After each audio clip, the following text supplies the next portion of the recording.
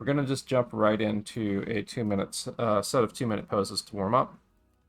I'm going to mention real quick what we're covering today. This is what we finished with last time we were here. We did a kind of a gestural analysis, like looking for depth cues and 3D space cues in action in like the gesture drawing poses that we were doing, and we pivoted into doing action analysis, which is trying to read and understand the action that's on screen, trying to think about it fourth dimensionally, not just three-dimensionally.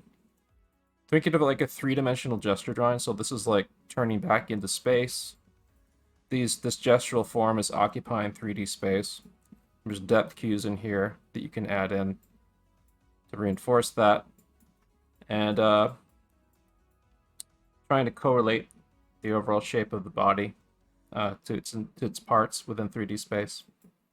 And then also thinking fourth dimensionally, which is where we start thinking about what's happening before and after here. Like we were trying to like map out what we think is happening here with his kick flipping around the side of his board, it looked like, from the blur that's on screen, and like what's happening in that like kind of aqueduct that he's doing skate tricks in.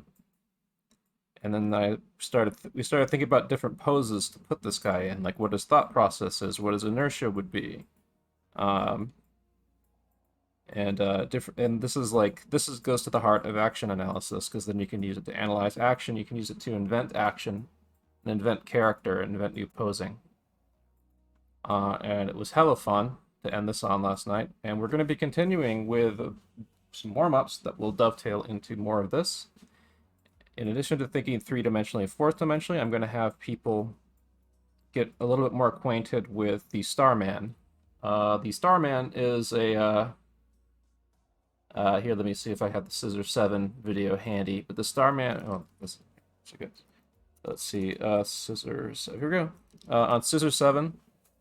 at Sakugaburo, there's Scissor 7 storyboards, which show off what I'm talking about when I say Starman really, really well.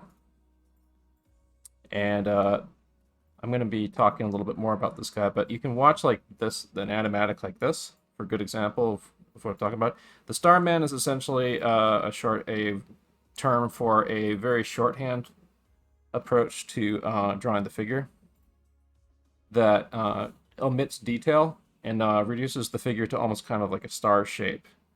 But the star shape, like a 5-pointed star, basically. Like, there's some good examples of that happening right here. But like, there's enough information in there that you can like read this as like an exaggerated perspective figure, and it still obeys the rules of figure drawing. It has like strong posing to it. It says it's a physicality to it. But it's like a really quick like dynamic way to record action and stuff. And you can use this to like freely plan your animation or your rough animation, and your storyboarding.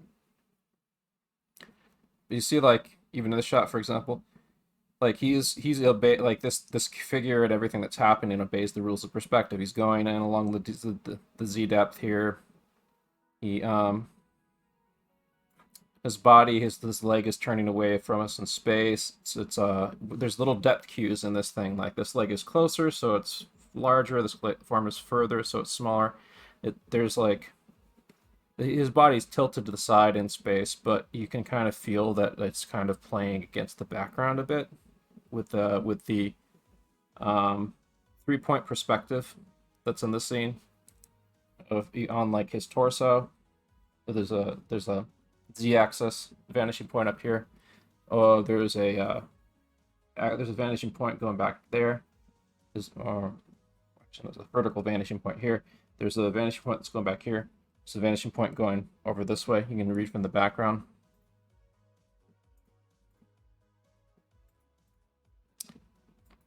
And you can see, like, in this kind of very animation-y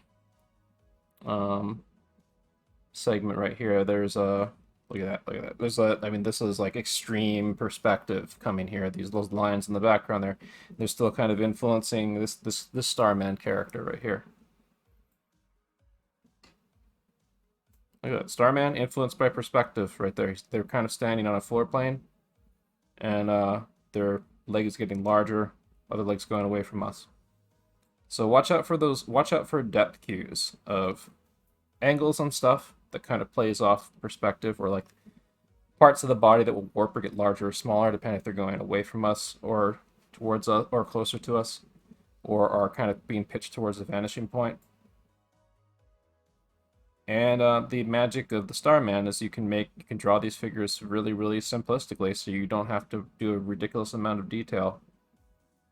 You get the essence of the information happening that you can extrapolate on to plan for your animation. And the effect of when this all comes together, when you're doing like an animatic or scene planning for animation, is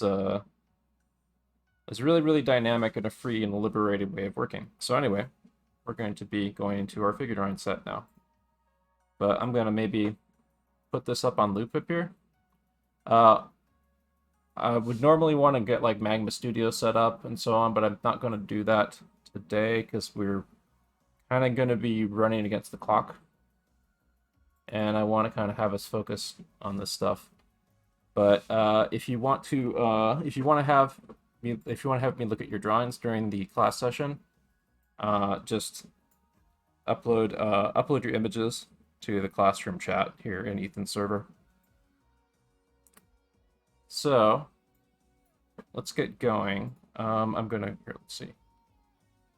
I'm gonna actually I have already saved a duplicate. I'm gonna save another duplicate that I'm going to turn into my Saturday demo folder real quick, and then we'll get started. Because I need to close a bunch of files and stuff.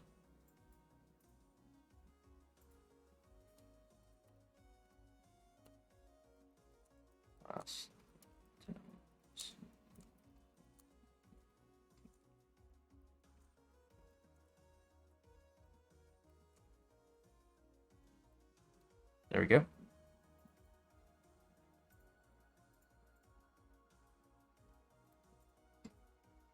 Just name the file to keep it nice and organized. So we'll archive everything. Okay, so I did a little bit of sketching before class here. We're going to jump right into doing a set of 2-minute poses here. We'll just use this to get kind of warmed up. Let's see. Hopefully there's not any major slowdown. I can just jump right in on this file I was already working on. So let's get going. I'll just start right away. These will be 2 minutes, so you have plenty of time to get kind of your hand and eye warmed up.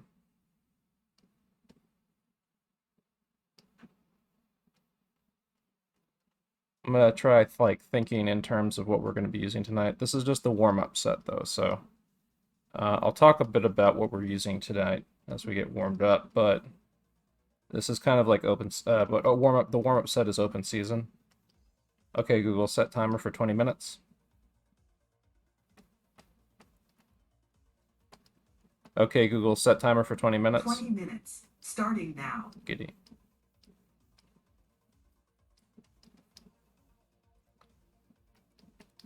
So some of the stuff I'm going to be paying attention to is opportunities to exaggerate and opportunities to simplify and kind of play off of depth cues and stuff. Remember, you're not trying to copy these poses. You're trying to interpret them and trying to figure out what's going on in them. But of course, we're just getting warmed up now. So I just want people to get their hands moving, their blood pumping, and their visual memory getting engaged. So like this pose isn't exact to what's happening, but I'm kind of playing with some of the mechanics I was doing warm-ups and drills on earlier today, because I spent about an hour and a half away from drawing, so I've got to kind of warm up my hand again.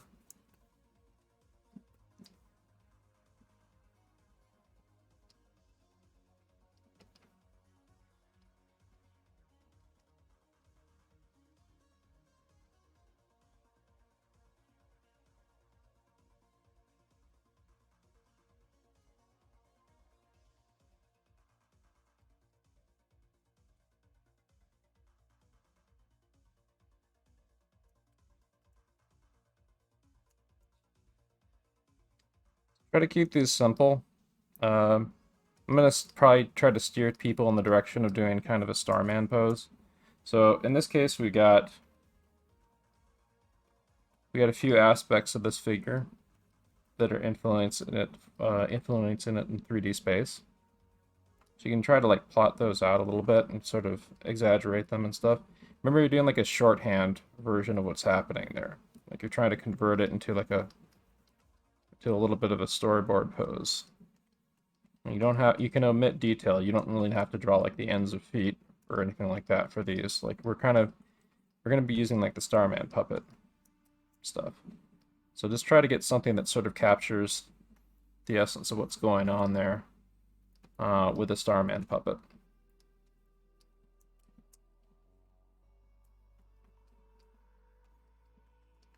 Oops.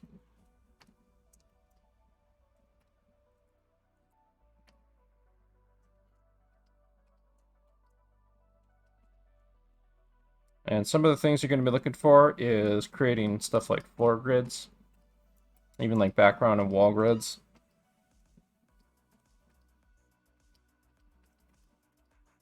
You can omit detail of like feet or hands if you need to for these.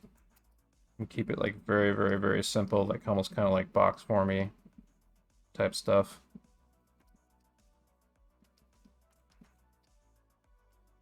If you get fluent in these, you should be able to do them in like seconds. Like you just bust them out really, really fast because you're going to be needing to draw them really fast when you're like cranking out storyboard panels really quickly. So like just crank out your ideas.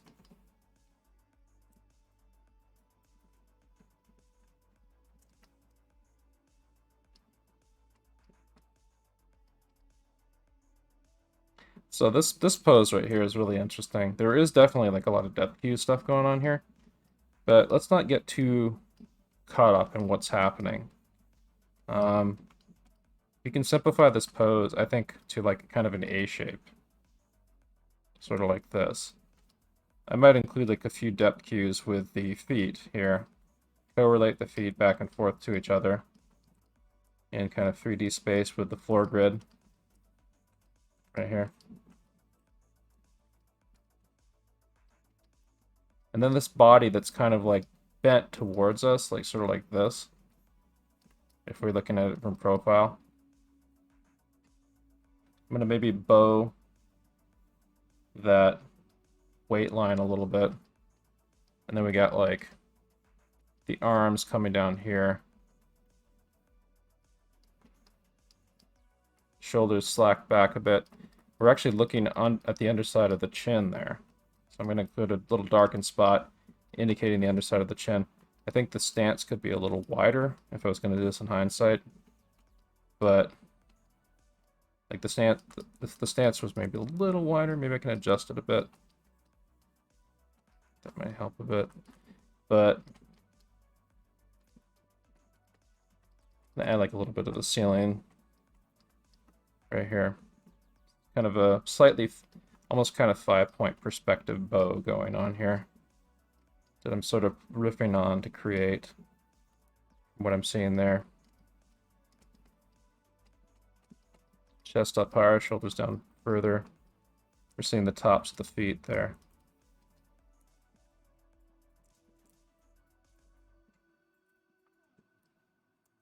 So it's just about like using these tools to like very quickly record gestural information about what the figure's doing. You can also use other things like a little cube or a sphere or something to indicate directional tilt of the head on this guy, for example. This guy's, of course, a skater, and we were doing some really good action analysis last night on skater trick stuff, so I'm kind of in a good frame of mind to be able to play with this guy a little bit.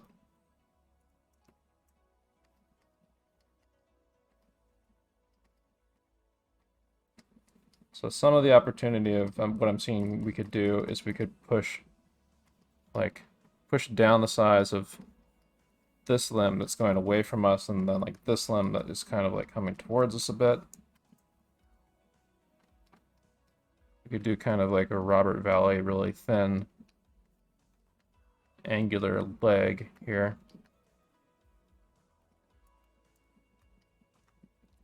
We just got to make sure we correlate these to each other, like, so that they feel like they're kind of occupying space. Like I'm using this kind of like 3D jump rope sort of link up here between the two knees, like in their range of motion a little bit.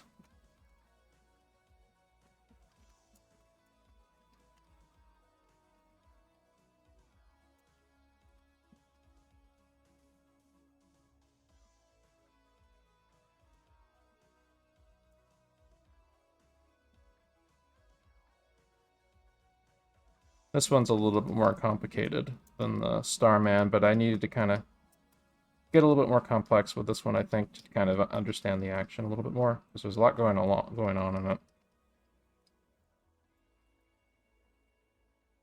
Yeah, that other thigh looks really long there. So I did exaggerate this calf on purpose. It's a little bit out of balance though, so adjusting it definitely helps. So for this pose, I'm gonna try to tackle it with some simplicity. So I'll just start with a head sphere with a cross on it to indicate face direction. I'll think of the limbs as just being simple shapes.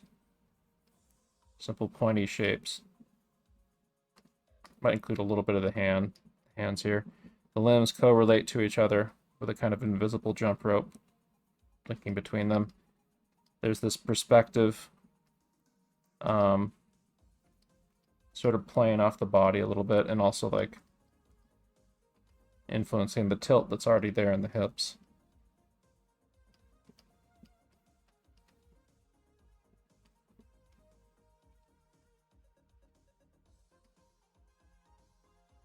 I think planning her foot is pretty important for this pose, so I'll just try putting in like a little 3D shape down there and creating the ground plane that she's standing on.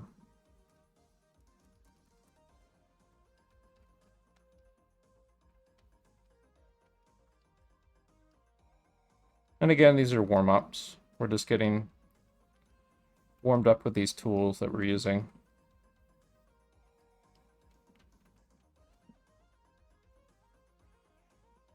Alexa, stop. But look for like depth cues to utilize, like everything from like kind of perspective lines that wrap over the form, turns of the body, like turns of the planes of the body, stuff like the headline, for example, or the eye line, what direction it's going.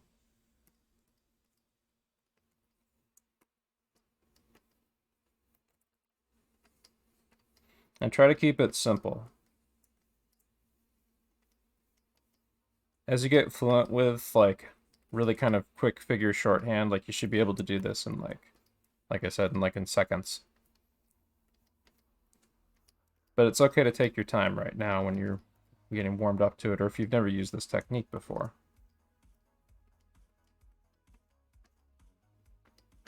I'm starting to get more fluent with it myself. I've been practicing it, but I've still got more to go to make it second nature. So let's see here. Kind of a wrapping effect here.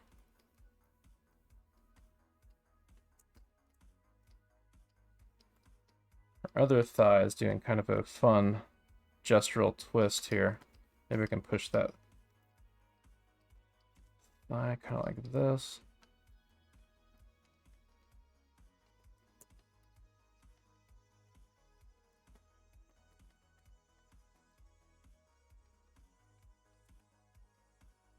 Kind of feel like this would be a good pose to kind of exaggerate the Z depth on if you wanted, like something like we did like a 3-point shot on this. Take this, Just something like this, like really shrink that arm up there. This arm would be larger, but then like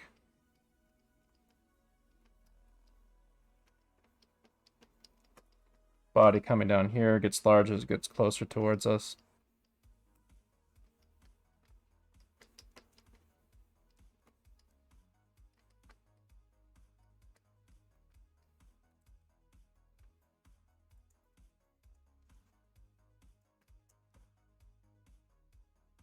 Very plain pose here.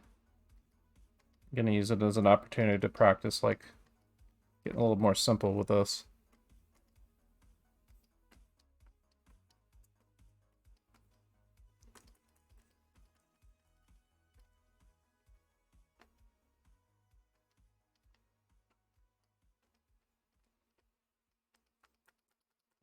So remember, we're looking for stuff like drawing in quick like floor grids or sky grids if we need them. We're looking for very, very simple shapes that record what the pose is doing and give us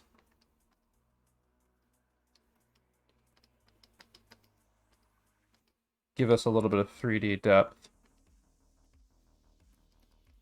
And as mentioned, we're going to be thinking about these poses fourth dimensionally as well. How can we invent and analyze the action of what's happening in front of us? We'll be doing that as we progress tonight, but right now we're still getting warmed up.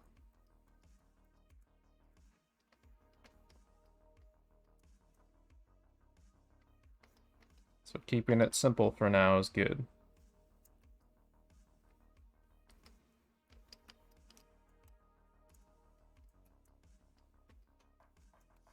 What you want to be doing is you want to be creating like fake ghosted vanishing points for your drawings. Even if you're not even if you're not like drawing them in where the vanishing points are, kind of maybe approximate about where they are.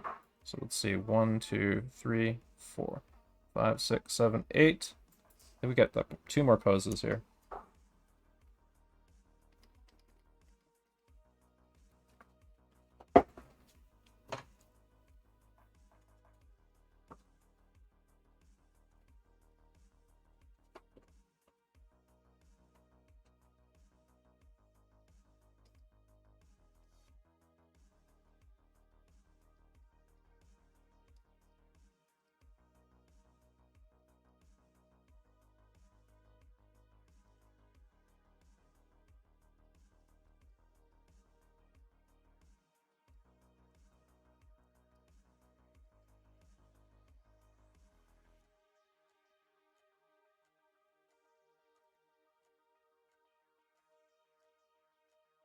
So even on this mannequin here, there's an opportunity to kind of correlate the hands to each other. Sort of like that.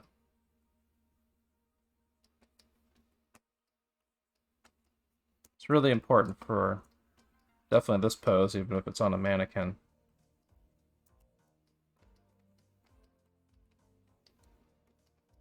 Is a fancy period piece lady costume like this, or lady like this, would be very conscious of how her hands are postured in relation to each other. That's part of how she conducts herself.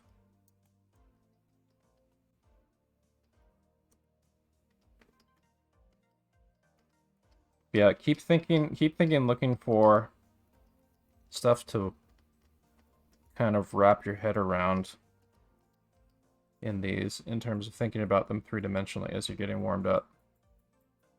The recurring volleyball pose. Well, I'll do a much smaller version of this guy here. Maybe see if I can try doing more kind of a Scissor 7-y oriented Starman, maybe.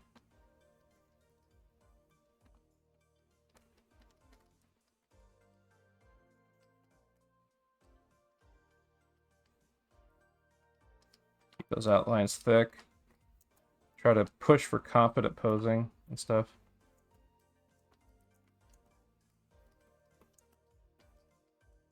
Throw up some quick vanishing point lines. Sort of help me a bit. exaggerate things, like really make that foot back there small. It's going away from us.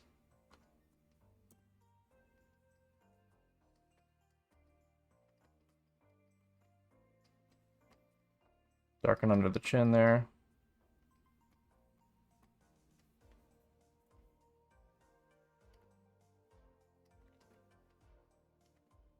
Just a simple indication of the hand.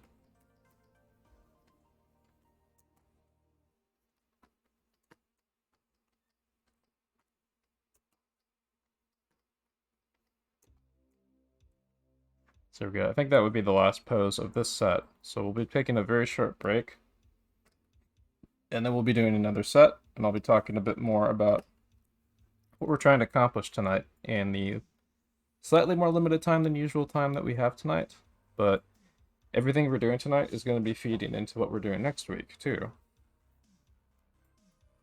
Like, I want people to start getting used to, like, thinking of these poses. Okay, Google, stop. Okay, Google, how much time left on timer? There's 2 minutes and 23 Oh. seconds left. Okay, well, I'll leave it paused on this if you want to draw this. I'm going to take a break at this point because I need to get some caffeine. But feel free to play with this if you like. In fact, maybe we should use this one as an action analysis for the next set. If you guys are down with that. Because one of the things we're going to be trying to do today, in addition to, you know, using the Starman, is trying to think of these poses in fourth dimensional terms. Of like what's happening before and after in the image that we're seeing here. Like and what's our best guess of what's happening based on the clues that we see in the image, and what kind of things can we invent for what could happen, and what other kinds of poses could we invent based on understanding these guys that we're seeing. We did that last night with we did that last night with all of this, with the skater guy. We're going to probably go back to him this session a bit too, to try to create some thumbnail panel. Like I did some super quick thumbnail panels last night, but we're going to try to maybe create some more panels of him doing some kind of action tonight, I think.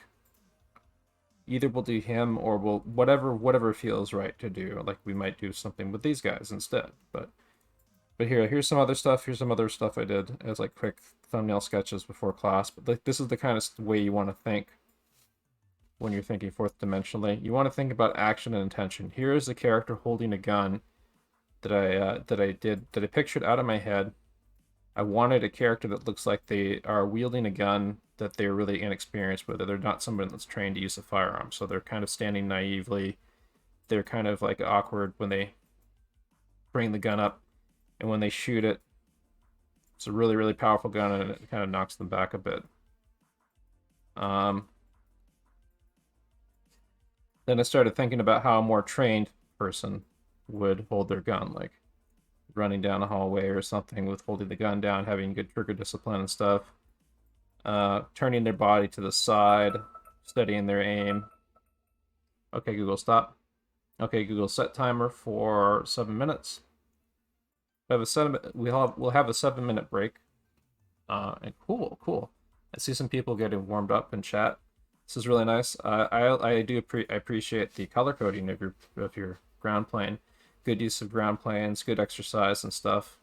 Farashi, it's a recurring person from my classes. I can see them improving and starting to like wrap their head around thinking three-dimensionally with these gestural figures and stuff. Remember, like the essence of what we're trying to practice is gesture drawing in 3D space. The core of animation in our approach to animation is gesture drawing that's occupying a 3D space. But it's also gesture drawing that we have to think fourth dimensionally about. What is it doing currently? What is happening before and after what it's doing?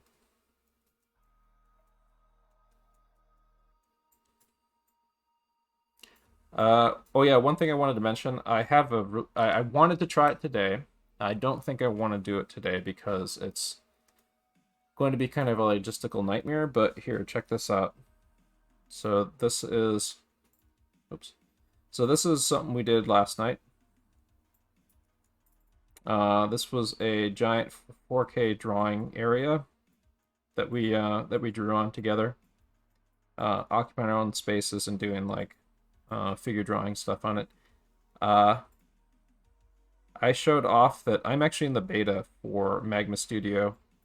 Magma Studio's storyboard feature. Unfortunately, you won't be able to view this little timeline right here unless you're in the beta also. But there is something I did find out about. Apparently, if you like invite people by the individual panel, you can bring them in to the drawing space. So let's actually try that right now.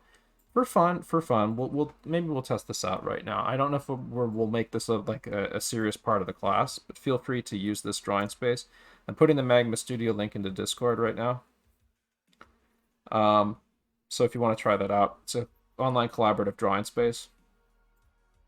Feel free to like free sketch or something on here a little bit. But we're gonna test drive it a bit. Yeah. Okay. So a few people joining there. That's cool. And now I'm going to create another space here, and I'm going to shift over here, and I'm going to create another invite link, and I want the people who have not yet joined on that original link to join this second link, because I want to see what's going to happen when we do that. Because I have a 200 IQ idea using this, because of the fact that I don't have access to this timeline. This means that I can, but the fact is that I can like invite people. It looks like I can invite people onto an individual panel. So you can come onto an individual panel, and what that means is we get quadruple the drawing space. So with that in mind, I'm going to, let's see here. I'm gonna maybe make a grid for those of you who, well, yeah. I think that you guys could be able to like freely draw on these spaces just for now. I might make some additional ones if we wanted to use them, but you see how I did it on like the original page here? I divided it up into sections. Everyone signed their name on a certain area, and they did like a figure drawing set or something in there. I want you guys to not worry about that for now. Just kind of freely use the drawing space and mess around and stuff. But if we do that this evening, we will try like multiple instances of this. But yeah, I was thinking like we would do multiple instances of this where I'd divide up the space, because there's enough space for like quite a few people. I could like divide this into fourths maybe instead of thirds, because that would give people a lot of good space, a lot of good pixel mileage. And then we just make multiple instances of this, as many as we need for the people who want to get in and draw. But these are 4K drawing spaces, by the way. So if you're coming in here for this, you can zoom in pretty close and get quite a bit of detail in. I'm in the Pro version, by the way. I do actually kind of recommend the Pro version because there's some really, really nice brushes that have some good feel for it. The Pro version is $10 a month. But the regular version is like regular version is of course free, and that's the version that all of you are using right now. Also, one of the devs of Magma Studio joined my Discord recently, my personal Discord recently, because he found me through YouTube. He's actually Magma Studio is actually a collaboration between Bobby Chu of Lightbox Expo and the creators of Agio, the collaborative drawing app Agio. So Magma Studio is like a kind of a more creator-focused evolution of Magma Studio. And that timeline that you see down there is going to be, you have access to that timeline if you're in the beta for the timeline tool. And if he actually said that, well, if you do join my private Discord, he has there's some contact info in the Magma Studio links section in my Discord with the dev guy, and he says that you can contact him by DM or email to get put into the beta for the storyboarding stuff. So I'm hoping that in the future we will be able to use it to do like story collab exercises and so on. But for now, we got like this nice collaborative drawing space to kind of do stuff like this on. But you can see like I'm doing some of the kind of figure invention that we want to kind of move towards doing for using in our posing for doing our boards. These aren't quite Starman. These are actually a little bit more complicated than them, but these are not outside the realm of the kind of shorthand that we would use for storyboards. Starman can get really simple, like just like you might even see like in a crowd shot that they're like really, really ridiculously tiny and really simple.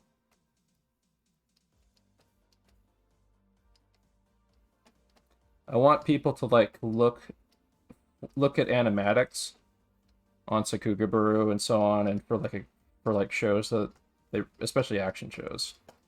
And I want people to start looking for when like Starman like figures start showing up. Like it's not always called the Starman, but it is a shorthand tool, a recurring shorthand tool, and an approach to simplifying the figure that you will see an awful lot in storyboard artists' work.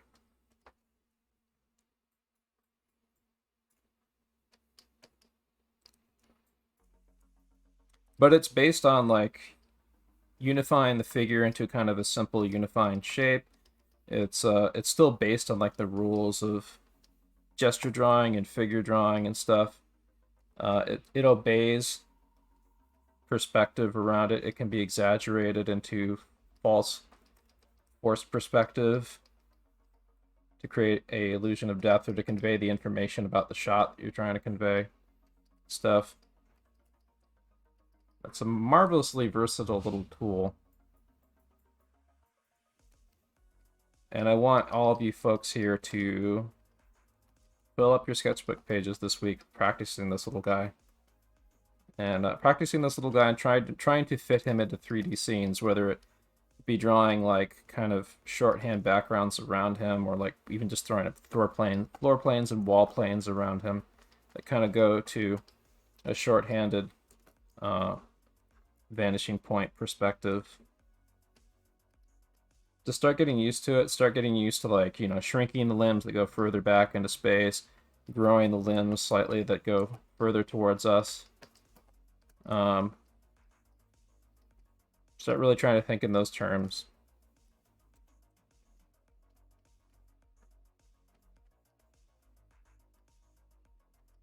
Okay, Google, how much time on timer? It looks like you don't have any timers set at the moment. Really? Well, we'll be getting back to another set. I'm glad that everyone got a good little opportunity to kind of mess with these little guys and to mess with the Magma Studio a bit. So I'm gonna grab a Diet Pepsi real quick. When I get back, we're gonna start another 20-minute set. Get stuff ready. I'm actually, yeah, I really do like how that the brush pen that I'm like the pencil. I think I'm using like the pencil line right here on Magma Studio. I do like the kind of like the rough tooth it has. It has a nice feel to it when I use it.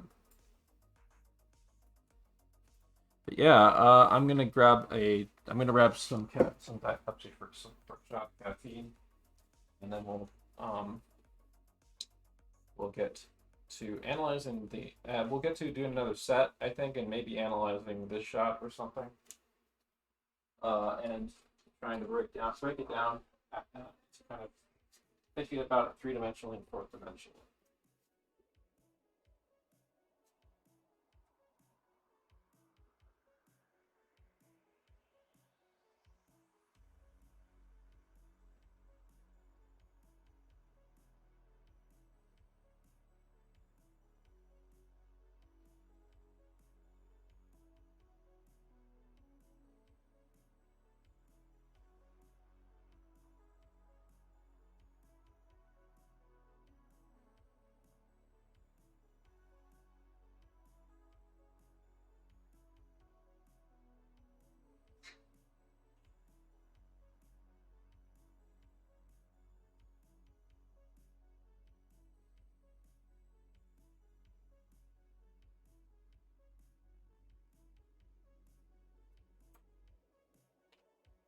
I'm back.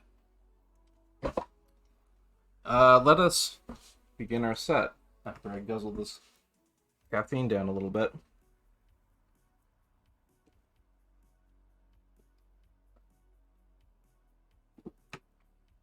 Also, I want to show what I was doing for warm-ups earlier. Earlier today. Well, aside from like this, I got 2 pages of warm-ups. Like this is the stuff I did today when I was like more heavy-handed, kind of getting warmed up. I did lots and lots of little quick, exaggerated perspective box drills and stuff. Containing heads, thinking about figure stuff. Nothing really too fancy. My hand was really kind of not really warmed up. And then I started doing these. Notice like on these, I have like a much lighter touch because I'm starting to get more warmed up. My hand is cold again right now because I haven't been drawing for the last couple hours, so I have to get warmed up again. But this is a little taste of like me pushing myself more, and I'm trying to build momentum with my drawing, so I'm going to be like be able to maintain the rhythm in my hand, thinking 3-dimensionally and stuff. But yeah, like these more complicated figures that I'm doing right here, the information that's in those little starmen we're doing can be extrapolated to like create more complex figures and stuff that has like the complex character design elements that we work with for our animation or our storyboarding. I want to show real quick, like, so we have the Scissor 7 thing up in the corner of the screen, but I want to show Tonico Pantoja has a really great video showing off animator shorthand. It also functions, of course, as storyboard artist shorthand. But yeah, his channel has a lot of really good videos on this stuff. I'm just gonna share really quickly because I think it's very important people see where this is going and why we're doing this. Like why are we drawing this rough? But yeah, in his approaching full figure animation and finding your shorthand style, like he's got several examples in here. There's a line up in here somewhere where he shows them off. The examples that he goes over in here.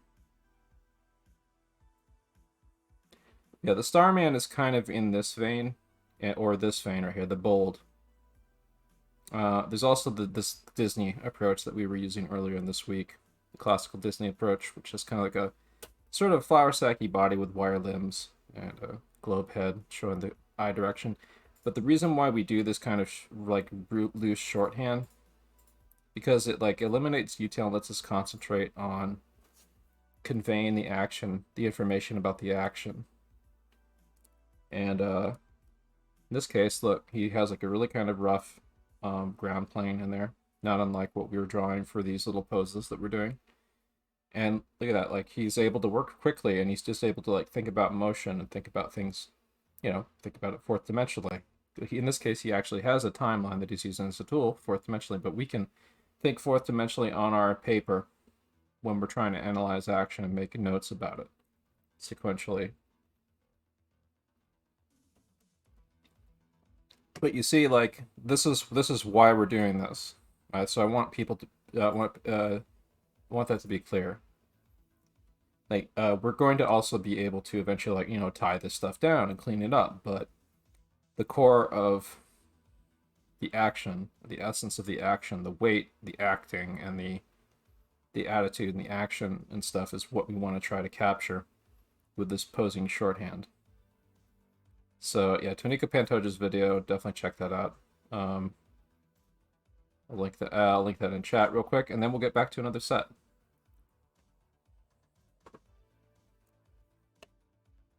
There we go. So feel free to keep messing around in Magma Studio, but we're going to be starting on another figure drawing set if you want to dial it in and work on your regular drawing page instead of Magma Studio. I will be dipping in there periodically to take a look at what people are doing, but depends on how you want to keep it organized. It's okay to have a little fun today. And don't worry, like we're going to be covering this stuff pretty in depth for like the next couple weeks or so. I'm actually going to be taking a storyboard class that starts not next Monday, but the Monday after. And I'll be digging into a lot more stuff like this too, in conjunction with the homework I'm going to be doing in that class. So, Okay, Google, set timer for 20 minutes, 30 seconds. 20 minutes and 30 seconds. Starting now. Go. So starting on a new figure set. So one of the first things I see is there's this really interesting kind of right angle going on here with the back of his arm. And then that's contrasted by like this kind of flow to his line of action right here.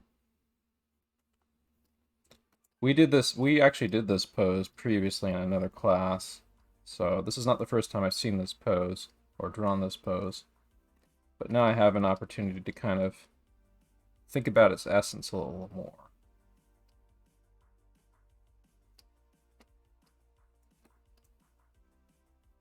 So we got a depth cue here off the chest that I can play off of the chest and the waist right there.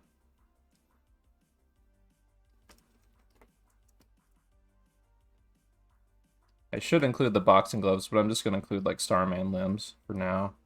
We only have like so long to draw this. I do want to come back to this pose though, I think, because I think that we want to do a 4D analysis of it.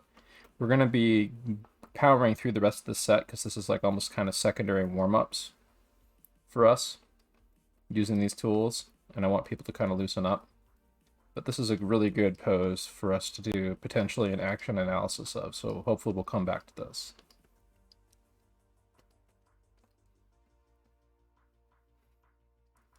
We're gonna like what poses we use to think fourth dimensionally about, depending on what we're feeling good about in the moment tonight. So I sort of really stretched that limb out right there because he's like, bam. And because I only have like so much time, I'm going to turn this guy into like just purely a Starman right there.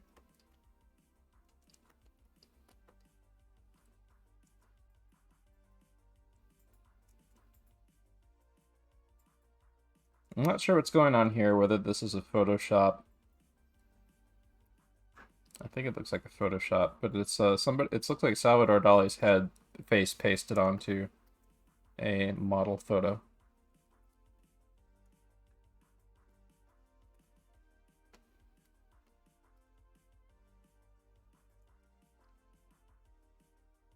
But in this pose, there's a good opportunity to kind of play with some perspective rules a bit. I'm going to kind of use that cube to sort of establish the head.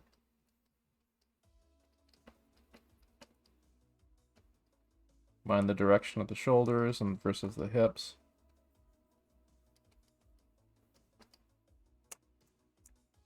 I try to keep it simple and like in the ballpark of being like a Starman pose.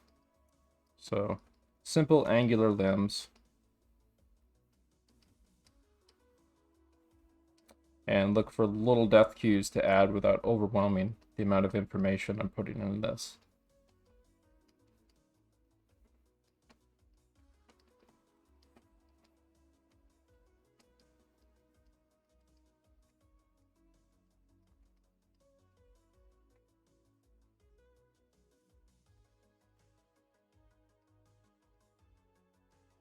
Squaring the butt might help a little there.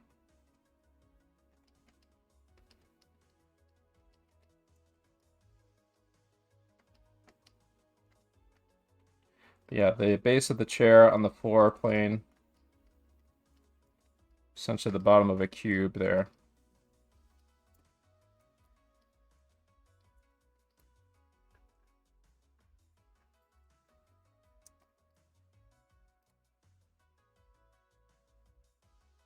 So this pose is plenty fun to play with in terms of converting it into a Starman.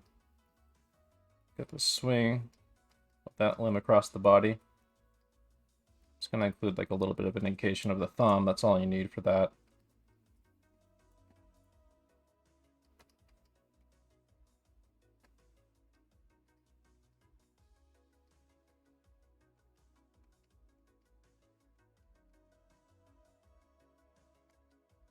I'm going to keep his legs very simple.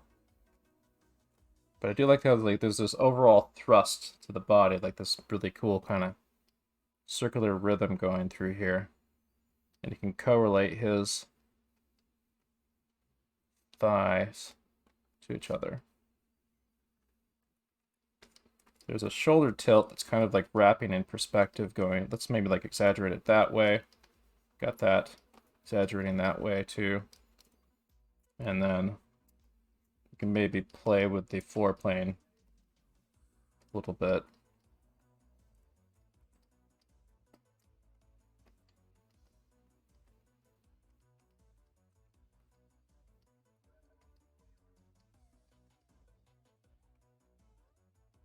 And add a little kind of like a silhouette indication of his robes or whatever.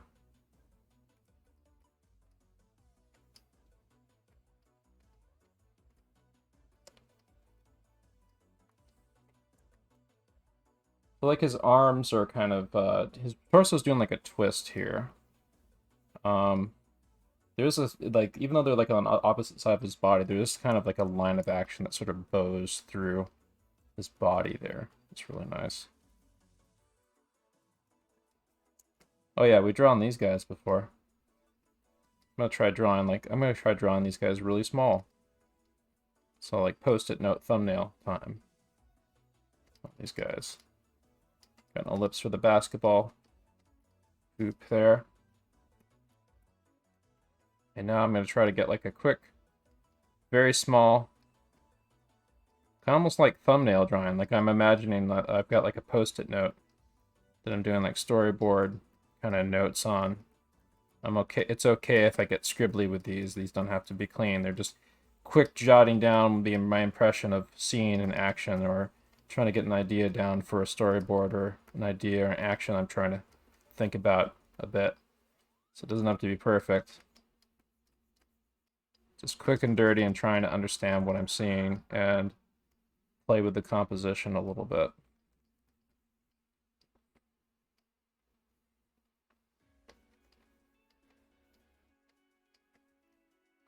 Let's get my impression of it. Some directional lines in there. Sort of infer the angle of his back.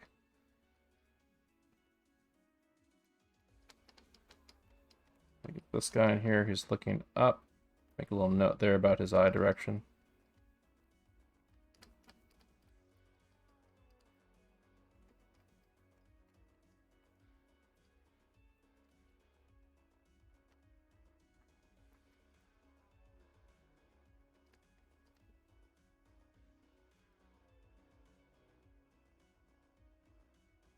Indicate more of his neck there.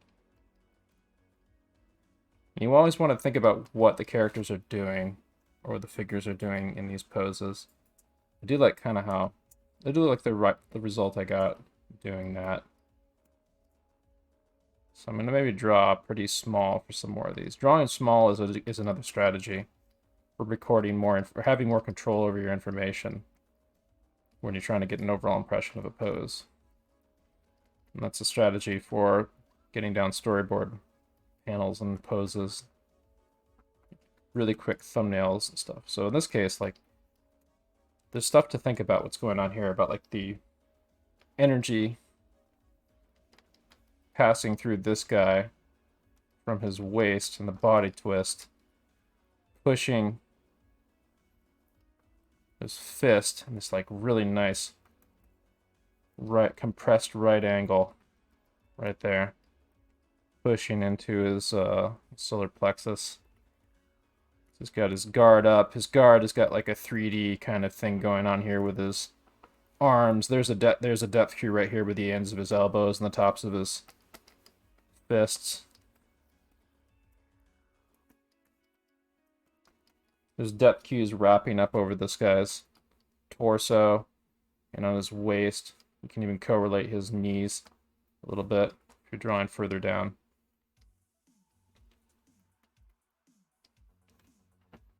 But you can get like these messy like shorthand thumbnails to sort of record the information you're trying to understand.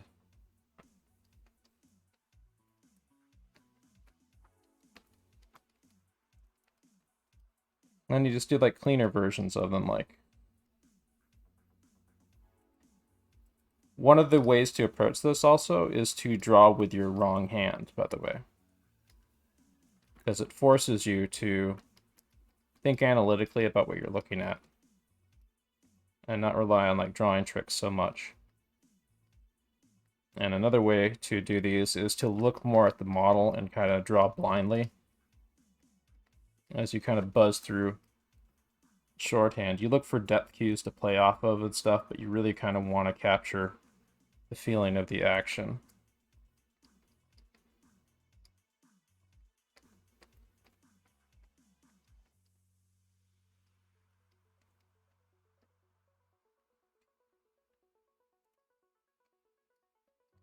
So what do we got here? We got a lovely opportunity to like do some line of action cuneiform and then combine that with the Starman.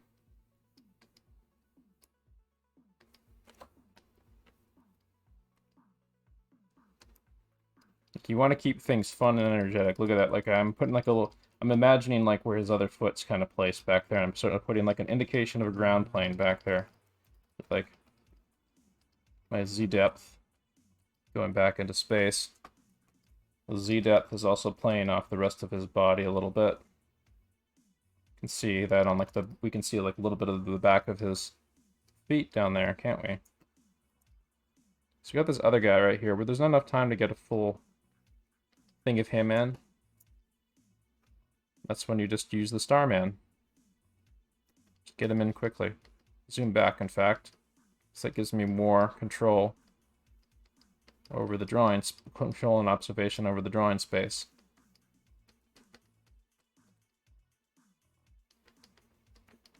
It's a shorthand technique, and it's a flexible one. You don't have to be perfect with it, you just try to get the essence of the information that you're observing or trying to get down with the idea.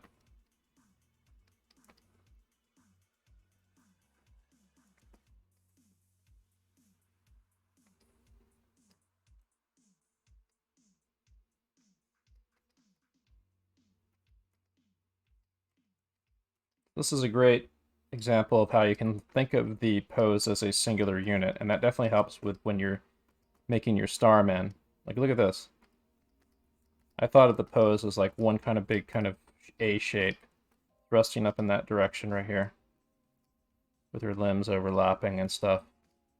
You could even fill in like the whole, this is correlates to an exercise we've done before, where you can even think of like the whole pose as one kind of big singular unit like that, where you can fill in a whole shape on it.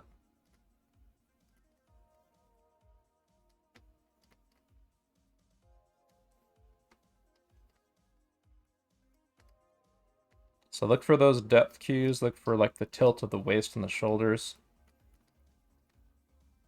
What's a depth cue on this? Well, her arm is going away from us. We can push the, we can exaggerate her arm shrinking back there a little bit.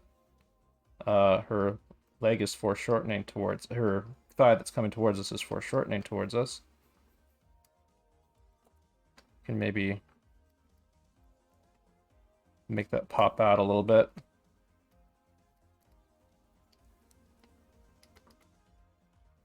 Remember, it's about using the shorthand to like analyze and understand information. Like you can extrapolate from this other things. Like from this, I could infer like other poses with this, like about what she's doing before and after this. Like, where did this arm? What was this arm doing in order to swing up like that? What was that arm doing right there? So here's a little curveball for you. This is a figure drawing lay-in right here from Watts Atelier. And this guy shows a little bit of how to think about the form as a singular unit and how to think about like the rhythms that play against each other. Like, look at that. Look at how the knees really correlate to each other there. Look at how there's like there's this feeling of rhythm, even though there's like a lot of like structure that's been built into this in this figure land. Look at how like there's a sense of like a line of action curving along the spine there. and even going down like the whole figure. Could have like this is you can kind of feel a sense of the ground plane because of like the kind of 3D shape the feet are.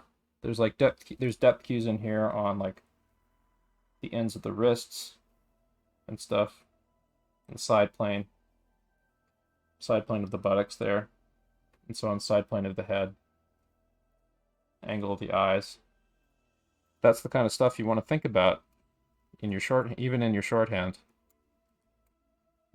We're just doing like 2-minute poses, so like we're not going to be able to get something like this in just 2 minutes. But maybe you can get like a little bit of a few ideas and record them with simplified shorthand. Thinking in things in terms of like 3D forms. You also, because we are thinking about action, you want to think a little bit fourth dimensionally. You want to start thinking about where the limb could be going towards, what the character could be doing next, what they were doing before, what they were doing previously in the pose. This guy's a great example. This guy's caught mid-action. We can think a little bit about what's happening here. Like, let's do a shorthand analysis real quick in the 2 minutes we got, thinking a little bit about what he's doing. So we got these kind of, I'm going to use like simple concentric circles to sort of help establish the volume of the 3D space that he's occupying there. His hand is wrapping over that football pressed against his waist. His body's leaning because he's kind of like tilted over. I think it feels like to me he's gonna like, it's kind of like, he's kind of like this sort of bow momentum where he's leaned forward a little bit to give himself momentum. He's like ducking and weaving forward. He's reacting to other people that he's going to be trying to dodge around. Dodge around holding the ball that are ahead of him that we're not seeing. He's intensely thinking about that.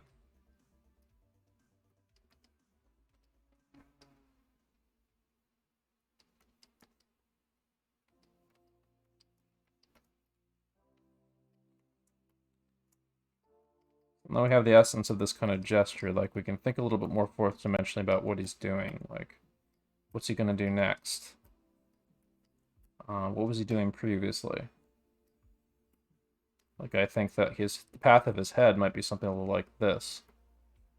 Somewhere back there. And then if this were to continue onwards, we might see like this. You come forward here. This arm right here would be like more like right up in front of us in the camera, kind of like that. Get more of an intense look on his face. It'd be like doing kind of like a Terminator run with his hand kind of like as a blade right here. Something.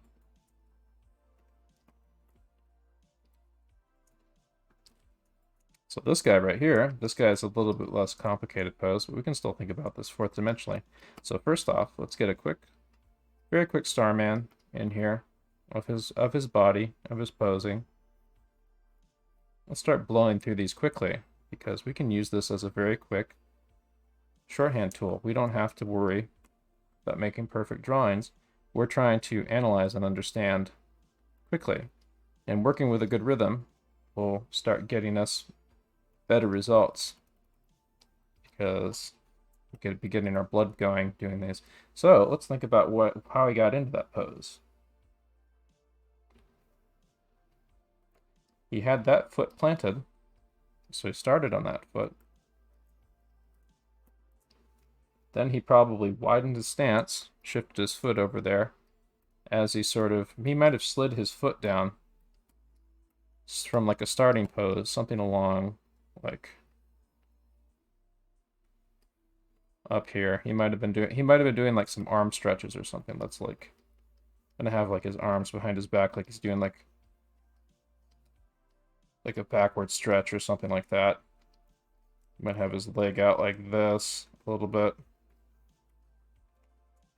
before he starts getting ready to go into his next pose or whatever. Probably like the action probably took a path something like this, where there's like a point where it kind of peaked out over here where he leaned a little bit further out over there before coming in onto his thigh and settling his hips in, something like that.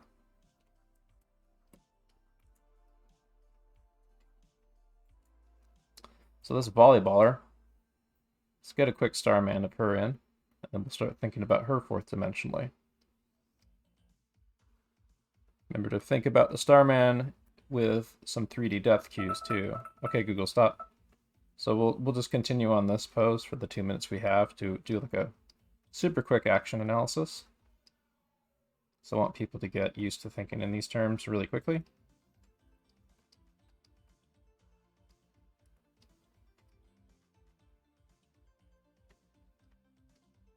So we got this lovely dynamic pose here. Torso twist and everything. Think about what she was doing before she went in there, went in that pose. Like her body was not turned back that way. She was on the ground. She anticipated a jump and came up. And looks like she's leaping forward, but she's twisting her body up to catch the ball. She's leaping forward in order to give herself momentum and power behind her trying to get the volleyball that's off camera that her eyes are on. She's anticipating trying to get the hit on that volleyball that's coming for her. She's making quick calculations about trying to make contact with it. Her body is twisted back in anticipation of that.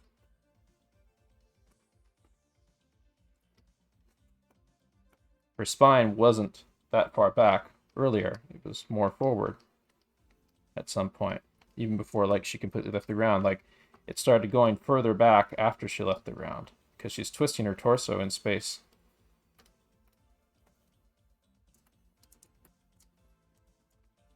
When she twisted it, before she twisted her torso, it was like a little, probably more towards us. She's still looking at the volleyball. She probably was anticipating taking off the ground. She was probably staying really loose because, you know, she's an athlete. She's keeping her body loose, so she's loose and flexible, so she can anticipate reacting to whatever, however the volleyball or it's going to behave and whatever the opponents do. Start thinking about her like start thinking about what she's looking at. Think about like how like what the range of motion is on her torso as she's twisting up in space.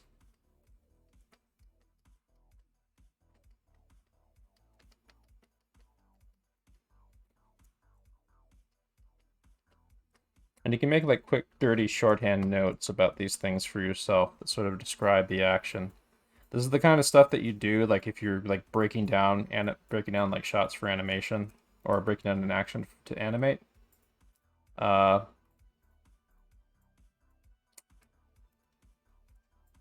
Where you would like you just make like really quick loose notes with arrows and other indicators and stuff like that to like think about what the action is doing.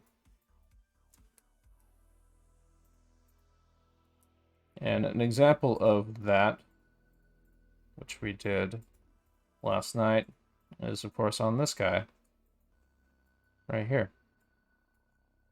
So we'll go back to this pose real quick.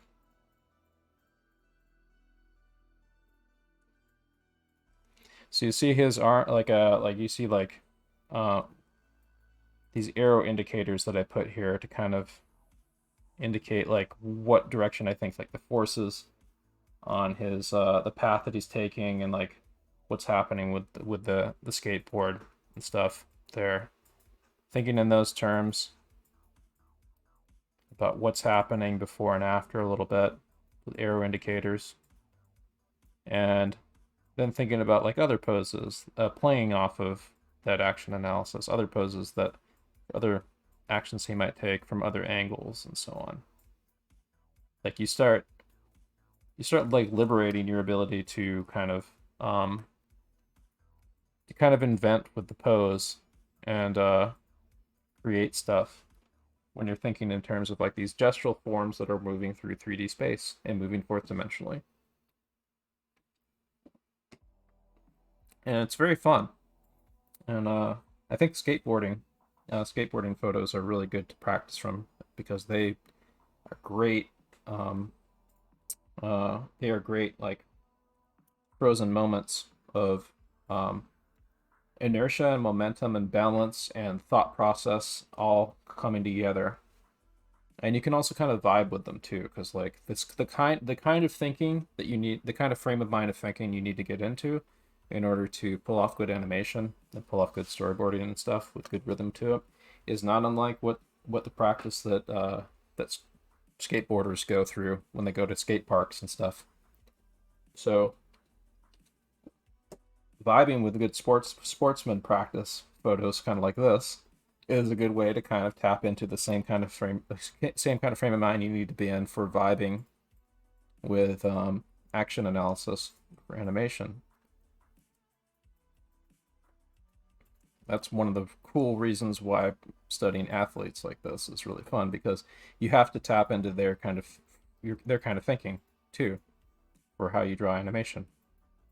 That also applies to actors as well, because you have to tap into how an actor thinks and how an actor puts on a performance when you're performing with a pencil, where you're trying to get an attitude or an act, like an acting through your pencil and stuff.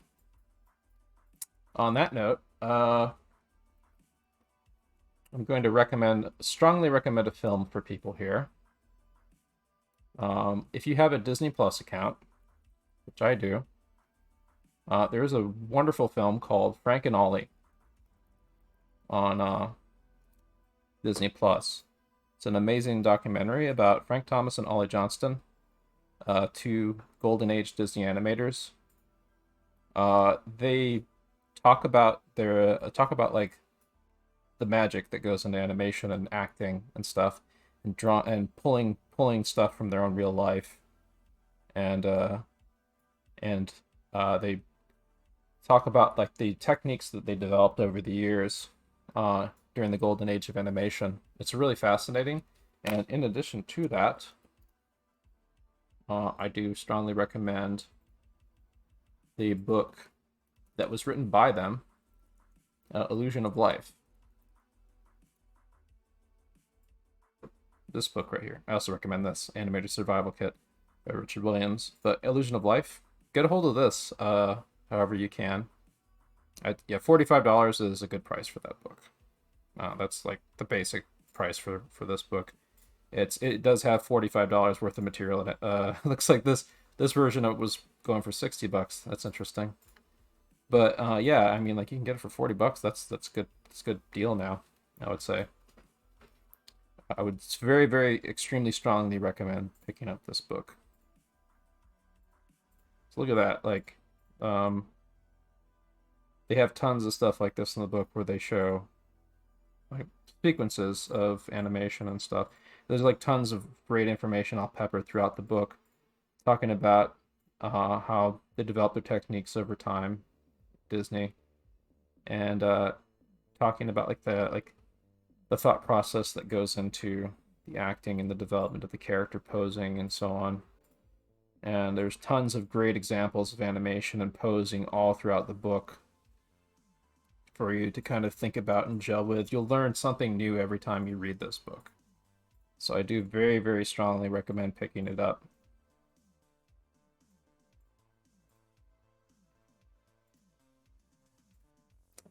I've been starting to crack into it again recently, and I'm really enjoying it. Here we go. The 12 principles of animation right there. Get familiar with those, folks.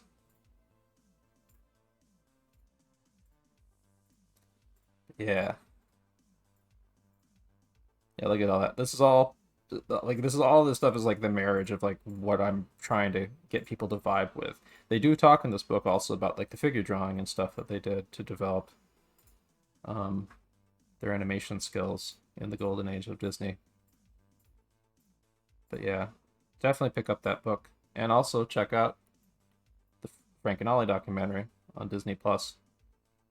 You'll be very, very inspired. There's actually there's quite a few Pixar documentaries also that are up on Disney Plus that are worth checking out too that I found. You might want to check the extras for a lot of the Pixar and Disney films that are up there. They sometimes have some good making of things or deleted storyboard sequences and stuff to check out, or audio commentary tracks from the creators. One other thing that I do want to point people in the direction of is if you are stuck and trying to figure out how to like study on your own, there's this kind of Radio Runner's curriculum for the solo artist right here. It's got a plan with like mostly free materials for you to source, like the Croquis Cafe gestures that are free on Vimeo, Drawbox, which is free. I think that the Sicras video is free. Yeah. They make a note if something isn't free, but most of these are for like free. But it's a giant curriculum that'll give you drawing fundamentals to even more advanced stuff. You can also modify this to slot in stuff about animation, if like animation is your focus, for example. But this is a pretty solid curriculum, I would say, if you're looking for something and you need a plan of attack for yourself.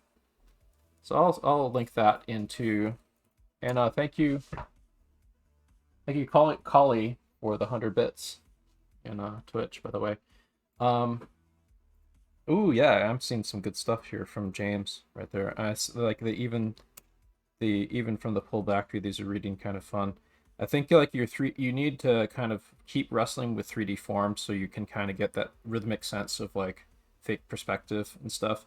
But I'm starting to see it slowly starting to creep in here, that I'm feeling it in this. Like you played with the Z depth a little bit here, and I can see it playing here.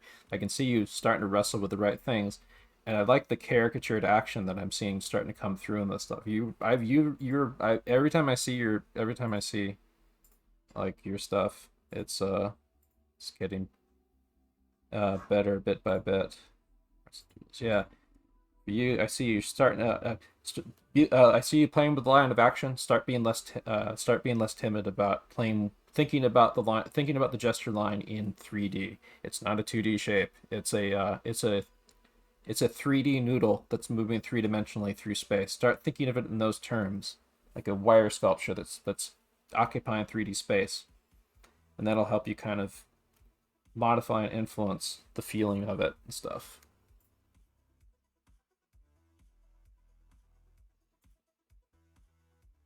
Yeah, there's some examples of like trying to struggle with doing exactly that in some of these too, which I kind of like. Some of them get a little flat-ish, but some of them kind of working pretty well. Like this is kind of getting in there, I would say. It takes like several swings of the. We're basically at the draftsman batting cages today, so like you're supposed to keep swinging to the ball and get better at getting better and more accurate at hitting the ball. Myself included. This is practice for me too. I'm doing this. I run these classes as a glorified study group for myself, as well as for you guys. So the stuff that I'm learning is also my practice. The stuff that I'm showing you guys is also my practice as well. So with that in mind, we're going to get into another drawing set. I'll set the timer for 20 minutes. How much time we got? We're at 3:55 right now. We've got another hour and 5 minutes before the portfolio review stuff that's going to be happening in Discord. That should be a real blast. Definitely stick around for that. There's a colleague of Nico, who's a AAA game developer, who's one of our teachers at Ethan Becker's Discord. He's going to be doing portfolio review of people. Even if you don't have something to show, stick around. You can ask questions from the pros there, and you can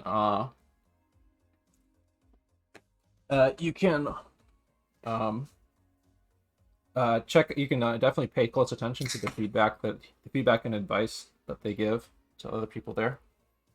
It should be really cool.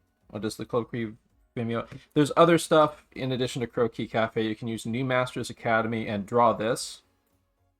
Both have stuff. There's nude and non-nude on the New Masters Academy YouTube. Let's see here, non-nude or clothed. Draw this. Yeah, see, clothed, draw this poses. You can use these. Also, you can use draw this. There's New Masters Academy, Masters Academy, clothed. There's nude, by the way. I can't show nudes on Twitch. But there's nudes also in those as well. There's let's see, what's another one? Oh yeah, you can use the site Line of Action. There's a few other sites like this, but yeah, you can use these for. This also has nude and non-nude and stuff too. This is handy too if you don't have a collection of images to use in a pinch. So there's a couple other sites like this. Their image library is a little well. There's more images that have been put on here over time, but their selection you will find yourself repeating it after a while. There's paid image packs you can get like in places like ArtStation that have like image photo collections that are fantastic to study from of like the same costume figure model, like ArtStation figure poses. They're paid image packs though. Let's see here.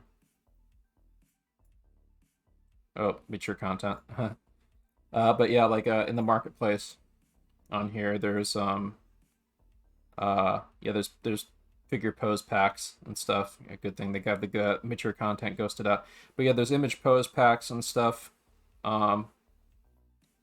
that have stuff like that. There's other places like Gumroad and things. Yeah, like check it out. Like these are great because like they often have like a lot of poses with the same figure model, which means you can think about spinning the same character around in 3D a lot, and basically like simulate the experience of being in a costume figure pose session and stuff.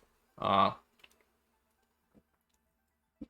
anyway, that's if you need content to draw for figure drawing. And one more thing I'll show you guys is the QBrush Gesture Drawing 3 app, which is what I'm using for this class. You can just yoink images and put them in folders from online. This is a $15 app, but I'd say it's worth it. And you can set it up for time figure poses like this. So anyway, let's get back at it. But again, like if you don't have that, you can use those other free tools I showed for your own personal study sessions. And I would recommend doing this stuff on your own. So with that in mind, let's get back into doing some more drawing sets. Let's see. Maybe we can strategize a bit about some more action analysis on some of these. How much time? Yeah, we got another hour.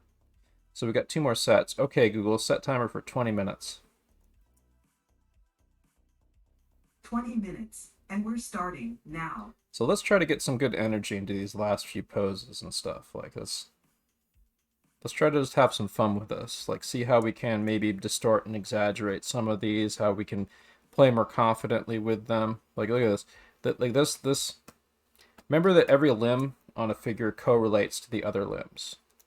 Like if you ever seen that Leonardo da Vinci illustration of that of showing the range of motion of a man in like kind of a tuberous circle, you want to think kind of a little bit in those terms, I would say. Like you want to think that there's like this like invisible jump rope between the limbs on a body, like especially like the feet or the feet or the hands. It's an invisible jump rope that's moving through 3D space, correlating the range of motion of the limbs to each other. It can help you kind of play the rhythms of the body off each other with a pose.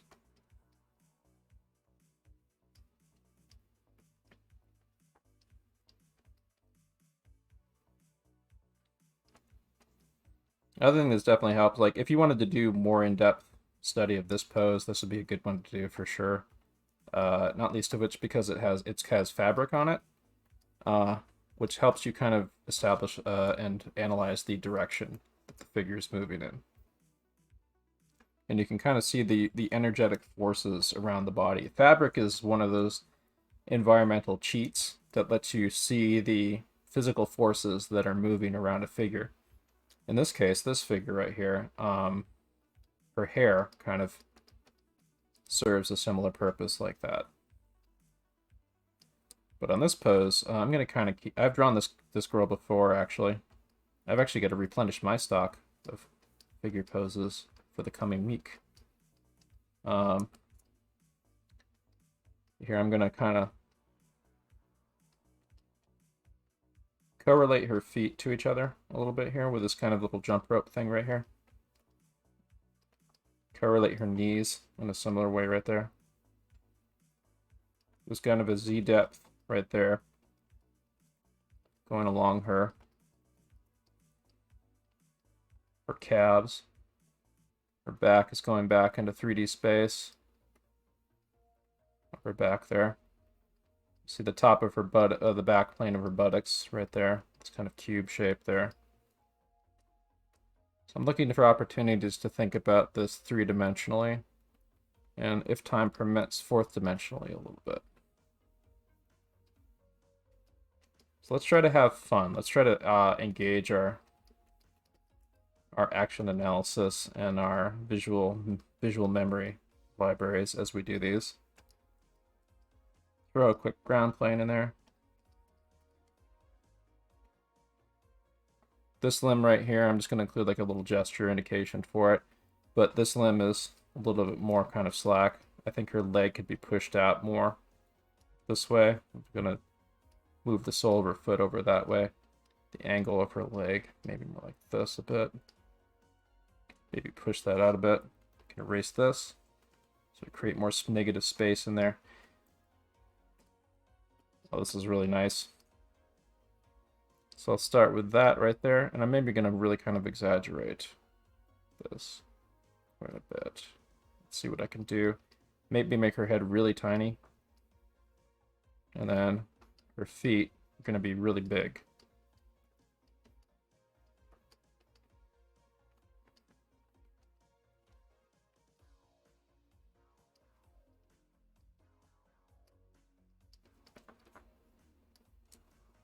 Like that.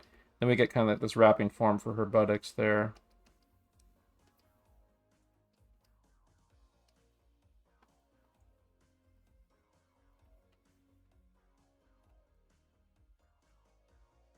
But this is kind of like forced perspective exaggeration going on here.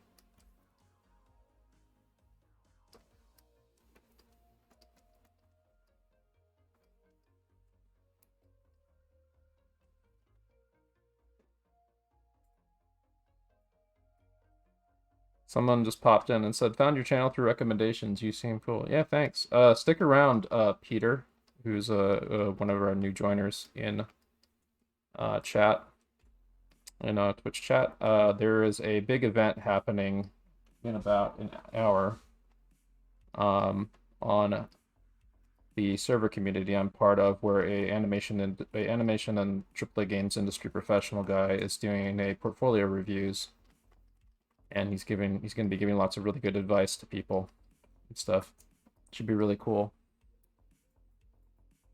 That's going to be going on after my little segment here. That's going to be going on in the Discord. I'll give a link to the Discord for you to join too. You can also for now you can join my Discord. I'll be sure. I think there's a join link in there for the Discord community that I'm talking about. But if not, I'll make sure that I post in the general chat in that Discord later the link to Ethan Becker's Discord community. So this guy that I'm doing right here, I just kind of popped off and did like a quick. This upper part of the torso right here is invented, but then this guy popped on here, and I'm just like riffing. And the lower part of this torso is sort of playing on what he's doing here. this torso is going in a different direction than what is up there. But I'm just kind of playing with it. Like, you're free to kind of play and invent and see what happens. Like in this case, making the spine going in the opposite direction kind of doesn't really play too well with the line of action, does it?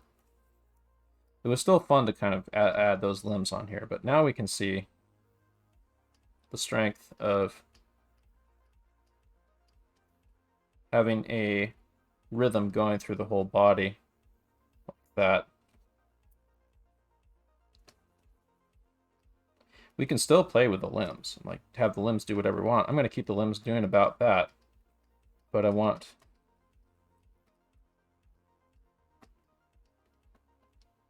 the torso pushing more over that way. But in doing this, like, I've got something that looks a little bit not too far off the mark from like what might happen next in this. Like he might be like dribbling the ball across the field. That's the right terminology for football, right? Or soccer for carrying the, or he's like looking over that way, getting ready to make his next move or something. So we got this rough thumbnail of the action there. And you're free to get messy like this with your action analysis. You should not be afraid to make a mess. Like, make a big old mess. Because you can always, like, go back in later and do a cleaner one. It's better that you kind of be bold and not precious with your drawings. There's times when you can, like, favor simplicity to kind of really try to capture the essence of something. But there's a lot of times when you really do need to kind of dig in and get gritty and dirty. Especially if there's something you don't quite understand yet. You should feel free to kind of play with breaking something. Like making a mess, trying to understand it. Because guess what? You're going to get cleaner after you kind of wrestle with doing it really dirty. Because you get that kind of nervous energy out of you, you'll kind of like not be afraid to dig in and fuck it up. It's okay to draw really dirty and sketchy, as long as you're like productively sketching. Like you kind of want to push yourself towards confidence through just not being afraid to really just jump in. So here we go. Oops. I got so confident there that I dragged my fucking Clip Studio off screen. Okay. So let's put that up there. That won't happen again now.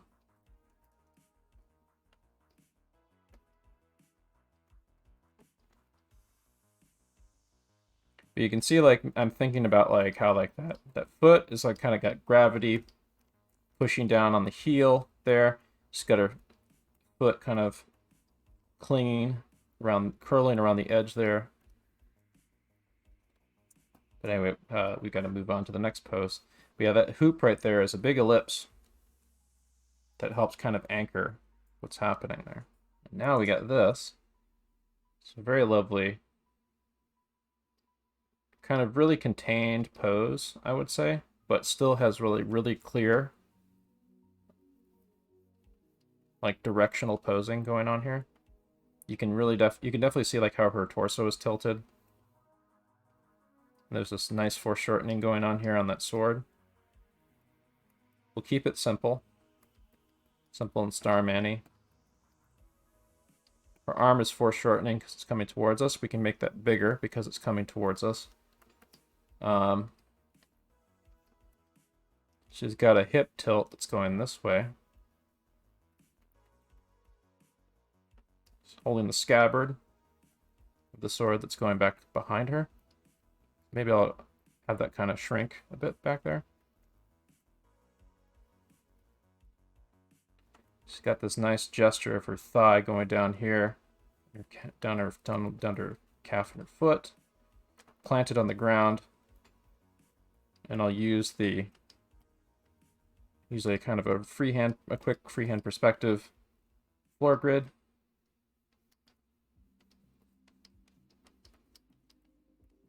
Little lips down there for like to simplify on the bottom of the cuff of the pant.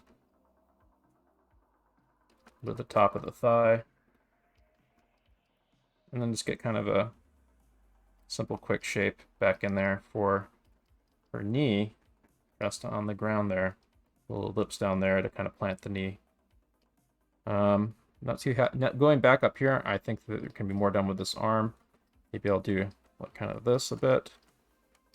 Kind of segment the arm and make more of the torso twist apparent before I move on.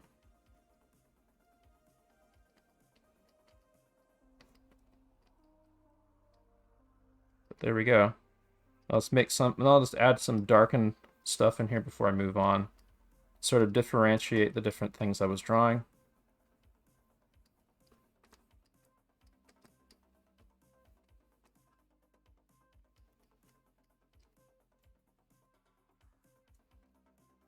So there we go. We got this dude here.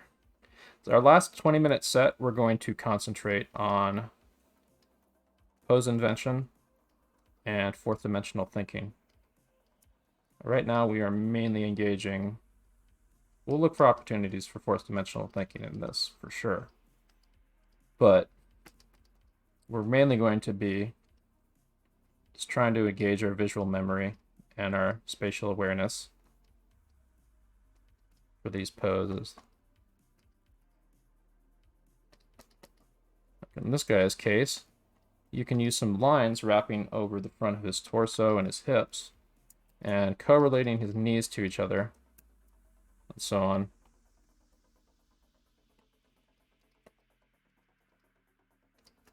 To help you establish that kind of 3D space that he occupies. I did him kind of sloppy, but I just wanted to charge in to just get this in the time that we have on this pose. It's okay to get dirty with these.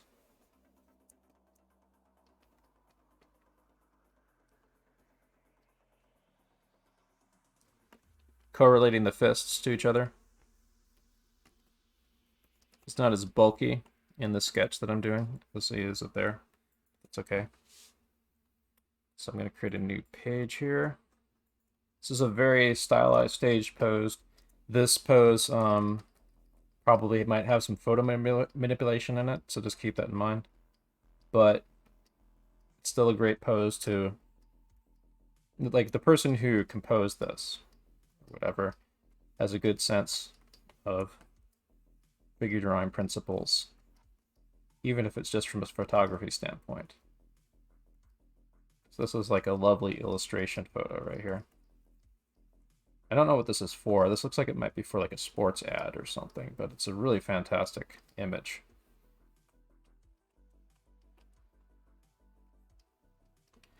You can see like the directional push of her body. There's this kind of bulge pushing over that way. And her torso, about like her torso and her rib cage or so. So there's this kind of lurching energy. You can see, kind of feel it coming through her thighs. And reinforced by the stretch marks on her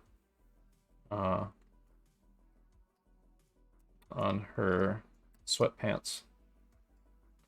It definitely looks like it's a sportswear ad to me. You can see her like this hand's moving backwards a little ways, turned away from us slightly in 3D space. This hand up here, this other hand up here, this one's slightly larger because it's coming towards us a bit, isn't it?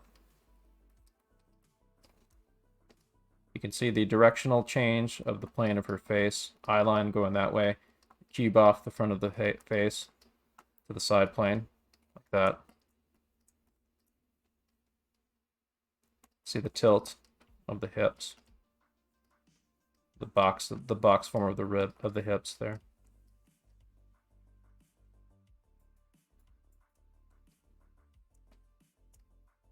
This lady's really fun.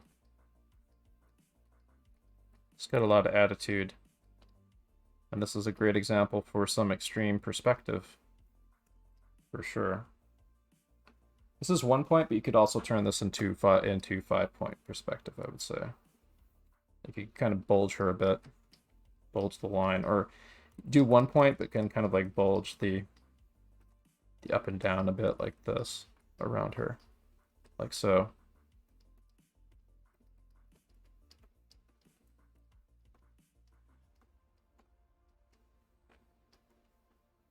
So again, you're thinking about this three-dimensionally, like that means like you're seeing like the underside of her chin right there, you're seeing the top of her shoe down at the bottom. How she's planted on the ground there. Throwing up a quick floor grid there. And maybe let's throw up a sky grid right here. There is a huge ass bridge over her head that kind of curves right here. But we also have like these straight lines there we can kind of play off of in a quick shorthand. Look at that, like her shoulders are angled right there, going away from us in depth. Her shoulder that's further away is smaller. We'll just get kind of quick gesture drawing, thinking about this in three-dimensional terms. Sort of playing off this is going that way, that's going more this way. Then they come down here below the horizon. The horizon line's about here, isn't it? It's about her knee right here.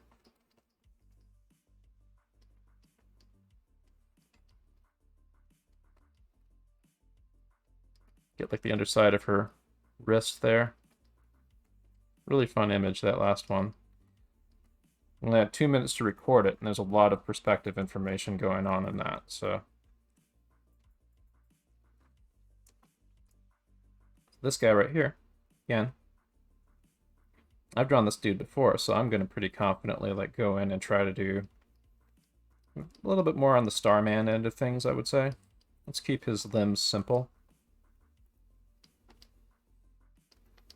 But we'll get like some kind of quick directional cues. Little plus sign on the front of his face, little side plane thing there. Get kind of the overall flow. Him twisting his torso back that way. Bowing his leg up front here with this kind of like right angle shift right there. He's moving forward on his leg. I could actually be pushed back in a little ways, I think. Get some round playing going here.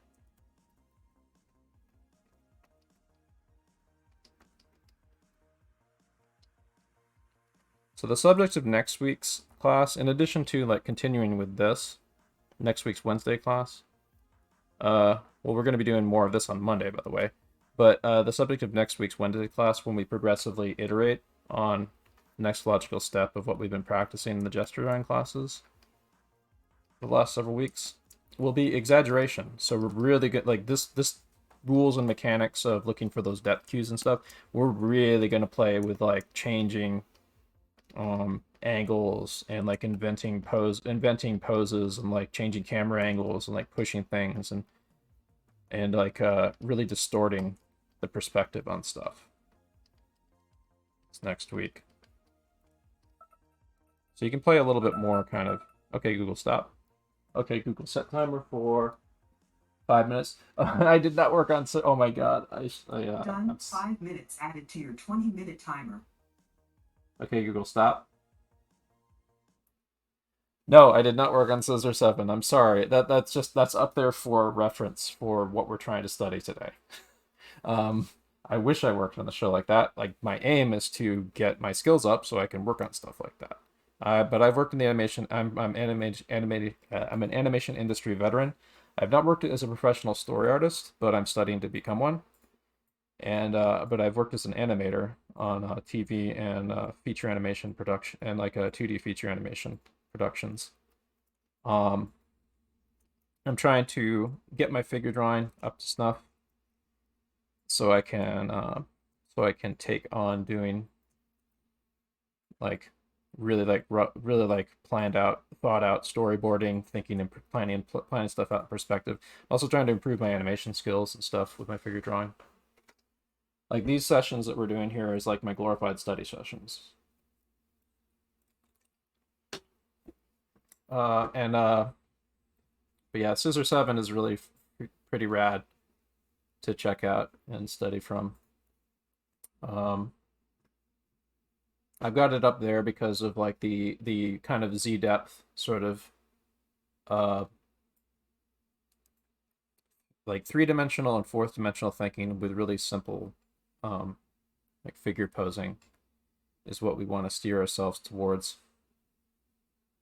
And it's just going to take a lot of repetition and practice and like continually iterating on this stuff. It's going to take time to sink in and become habit and become something useful for us to use with our own development of stuff.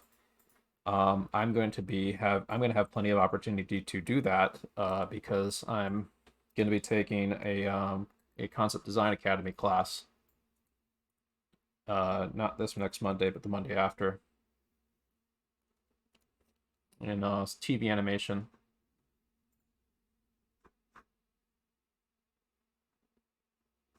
Let's see, where is it?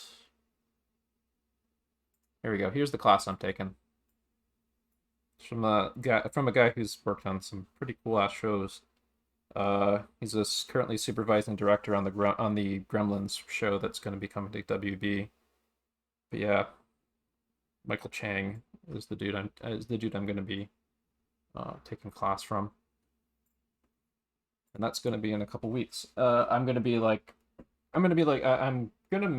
be practicing a lot of kind of the stuff that he teaches in his classes and stuff on my own, and in the classes that I do on Twitch here. I mean, of course, I'm not going to divulge like his teaching methods without like asking permission for what I can talk about, because I don't want to like give away blab like the stuff from a paid class for free, because that wouldn't be very ethical. But I'll find out from him like what I could potentially talk about, and I'll mention that I'm going to be using these kind of Twitch sessions as like group study sessions to kind of keep my drawing habits regular, and to confer with people, because like the best way to learn is to try to teach other people, because it forces you to kind of think analytically about what you're doing and review the information and process it and stuff. So I would recommend, like, if you're trying to that's the value of getting that's the value also of a study group. Like, when you're trying to teach the information that you're going over to other people in the study group, like, you become a little mini teacher basically. And so I recommend that anyone here can do this, like at any skill level, as they're trying to learn. Like, start learning stuff, start going over the information, start sharing it with other people, trying to wrestle with it and struggle with it, and try to break it down and convey it to others together in your study groups. And of course, get feedback from others and stuff too. Always be humble about how you do this stuff. Like, I'm an industry veteran, but I'm not that good. I'm trying to get better. I'm here to practice and vibe and like build on what I'm learning over time and effort, because I want to make cool ass stuff, and I want to get like fluent in these drawing skills so that I can make cool ass stuff. So that's why we're all here. That's why you guys should be keep doing this too. Okay, Google, stop. So we're going to be starting on another final 20-minute set of poses, and we are going to pay very close attention to action and thinking fourth dimensionally. And this is a good pose to start with, I think. Unless we can try. That's a really nice one too, honestly. Let's go through these. Maybe we'll find one or two poses to meditate on for the next 20 minutes. And do like a breakdown, I think, of what's going on there, and how we could think fourth dimensionally about, oh, there's a skater. That might be a good one to do. There's a lot of good poses in here, though. If anyone sees any that flash by on screen, though, like, speak up in the Discord or Twitch chat. That is a really nice pose right there. I love how dynamic that is. But let's take a little bit to kind of think about what might be a good pose here to do. That's a good one right there. Tennis racket stuff. That's a good one. I'm going to rewind these, of course, after I go through them to kind of get the smattering of what we have to work with. I've done that one previously. That's nice. Haha, it's really cool. Oh my God, yeah, this. Yeah, self-explanatory. Now that's a cosplay. Wow. Yeah, I'd forgotten I put this in the mix here.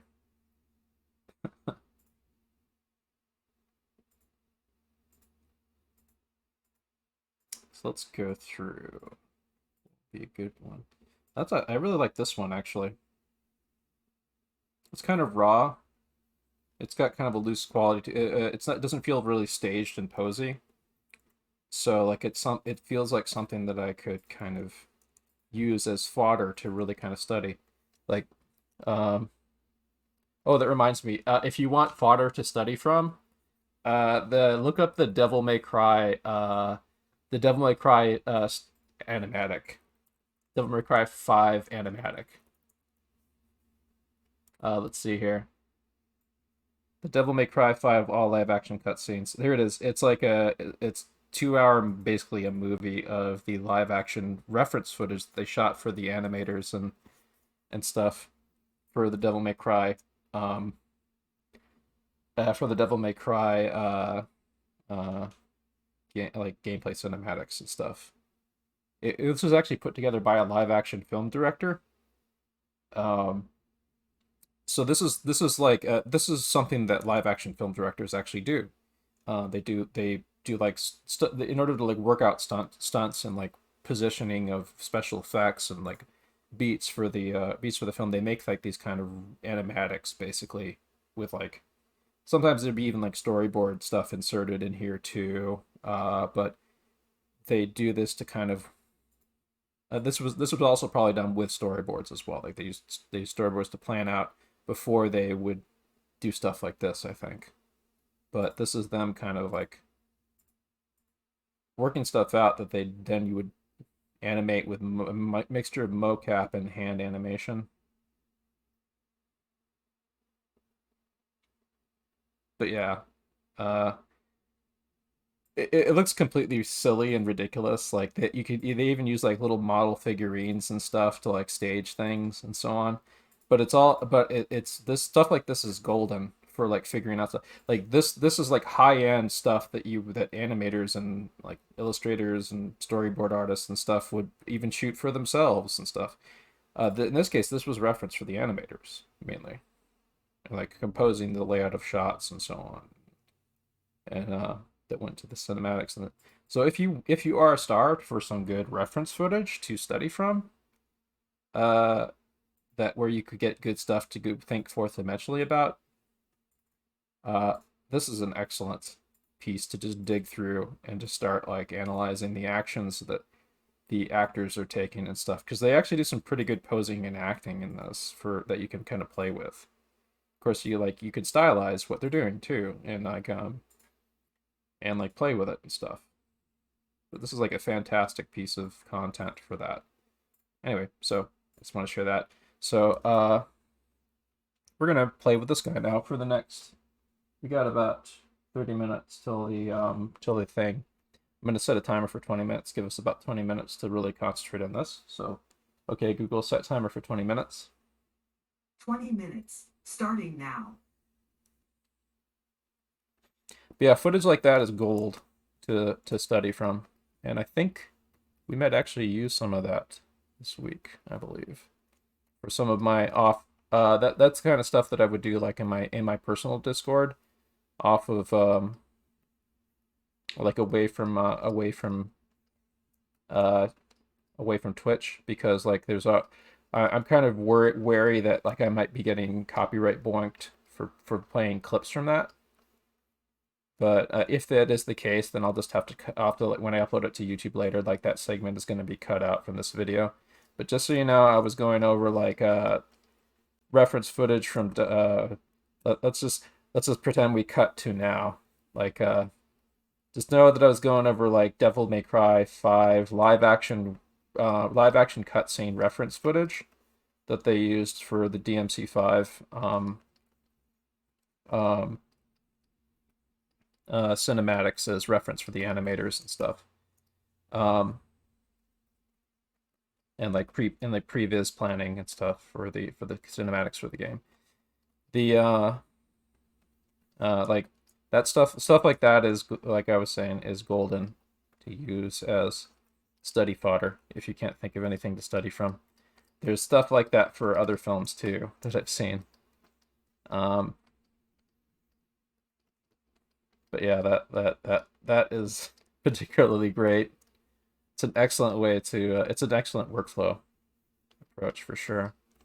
So anyway, I've got kind of a little bit of smattering of this guy's sort of rhythm here now. It isn't as pushed as like as energetic as he is. So maybe I'm gonna think a little bit about why that is and what I can kind of do to exaggerate. Sometimes it's good to go a little bit beyond. Like I did this, was kind of on autopilot doing this, so this one's kind of a little bit more kind of conservative because I was like kind of copying what I was seeing without really thinking about how I would push things. But that's also why when you're doing this kind of shorthand stuff, it's a good idea to kind of push it beyond what you're seeing a bit, because that'll get inherently more energy and you might get more in the ballpark of what you're at, what the energy of the actual pose is.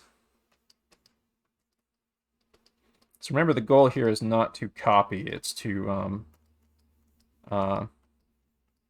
kind of understand and analyze and work with the like illusionary forces underlying a pose like this that give it that sense of motion stuff. If you just copy the photo, it's gonna lack the vitality that you're kind of going for. You got to go a little bit beyond the photo. So I'm just kind of playing right now, thinking a little bit, starting to think about what this guy's doing. He's doing a sword slash. So the path of I'm thinking now about like the path of travel that his body took. Like you can see his torso twist right here. You can see the stretch of his limbs here. The stretch reflected in the stretch of his sweatpants right there, or his workout pants.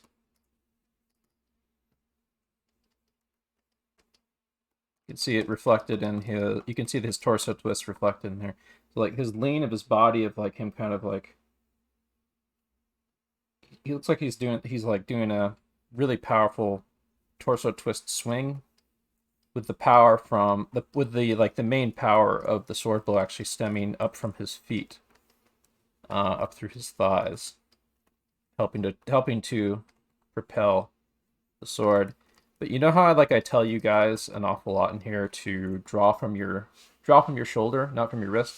Same sort of thing applies to if you're throwing a punch or if you're doing a sword blow. The real power of the blow comes from up from your feet, because you're not just swinging with like just your torso. You're swinging with like your whole body. So this guy can like dish out a powerful swinging blow with his whole body. Kind of like overworking this a little bit right now, so I'm gonna kind of move on from him and think a little bit about how to design and stylize this action a little more. Like I've sort of kind of overworked it a bit. So I'm going to think maybe, how would I abstract this some more, and how could I play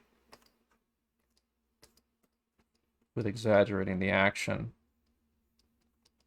a bit more. I'm going to take another crack at it. So he's got kind of this sort of snaky thing going on with his arm. So what's the essence of what he's doing? He's kind of leaning and twisting over that way. There's this kind of like tiger-like feeling to his posturing, the anticipation of his body. I feel like there's a little bit more of that in this like kind of quick gestural scribble that I did, where I wasn't like being as didactically analytical. So like this is something a little bit more on the lines of what I might do for like a first pass rough animation or something. It's not unlike what I showed you Tanika Pantoja doing for his rough animation. You're trying to get like the essence of the feeling of the animation. I'm going to shrink these down a bit so I have more space to work in.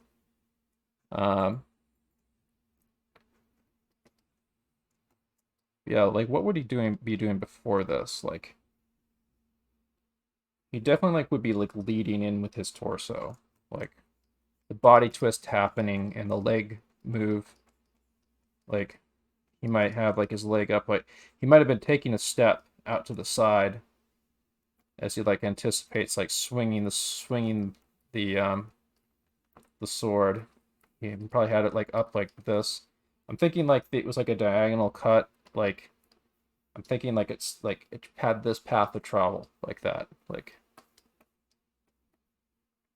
something like that. Maybe it was like more up like this. His leg is more up that when he was like lifting his foot off the ground to plant forward. And then we have like this foot coming down, power of his foot coming down, and for like the foot in the foreground, and the blade slashing down. So my question is, would the foot hit first before the blade comes down? Or would...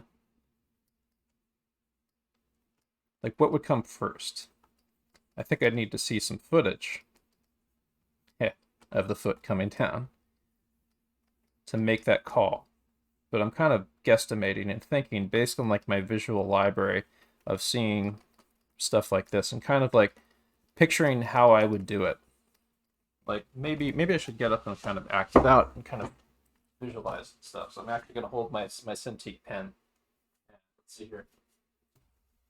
Yeah, I would plant the foot down first and then make the swing. That's what would feel right for me for getting the power in the sword, because the idea is that like you plant the foot, then you got the weight of your foot and your thigh pulling down on the side of your torso, where your body's like stretched out like this, and you got like this force built up, like working along the whole length of your body, right there, all the way up to your hands here, and that whole force that's coming down through your body down to your foot, because like the gravity and the inertia of doing that, like using your whole body and the weight of your body and the muscles and everything, is all pulling down and centering on this sword.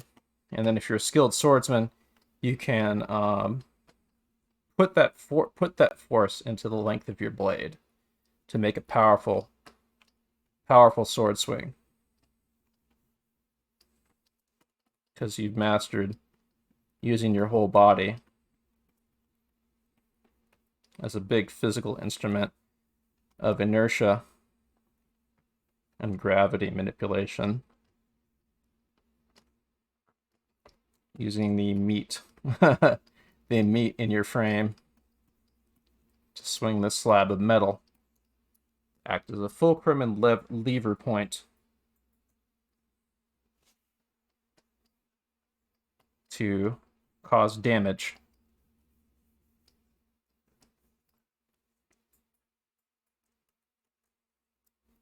So there we go. This is like the kind of stuff you want to have on your page when you're doing action analysis. Thinking about this stuff, thinking about how this stuff works, making visual shorthand notes. You want to maybe even like change the angle and stuff, and like think about how this stuff works. Like I'm going to do like a profile view, think a little bit more about sword moves, a little bit, like think about his stance, think about what is the function of a stance. Like why did they have their legs spaced out at certain widths? How loose do they have? What's a good stance that will keep you nice and loose and flexible in a fight? What's a bad or lacking in confidence stance that might stiffen you up or hurt you if you're trying to fight? What's a stance that might convey like confidence or overconfidence? You can start thinking in storytelling terms a little bit too when you start thinking about posing a little bit more. Now I'm like thinking thinking about different kinds of sword moves. This is where you would want to springboard from something like this into like digging into a little bit of martial arts knowledge and stuff. Like start looking into different types of sword strikes, why they're used, and but you can play intuitively with this stuff. Like you can like pretend you're a kid in a room with a sword, and you're like swinging it around, giving like test swings and stuff, kind of like getting a feel for it. Like we've done a lot of drawing tonight. Draw upon your visual memory of like some of the figures that you've done tonight to kind of throw together these little gesture drawings that are occurring in 3D space and stuff with like indicators of like where the path of travel is happening and stuff. And go for a kind of like attitude. Kind of think if you watch sword fighting films or if you've tried to imitate any kind of sword fighting before, or if you want to get up and practice this stuff yourself, to kind of sympathize with the pose a bit. Start thinking about that. Think about like the stretch of the body when they're anticipating making moves. Or this guy's making a diagonal slash cut like this, like that. Like if there was a piece of bamboo here, something like this.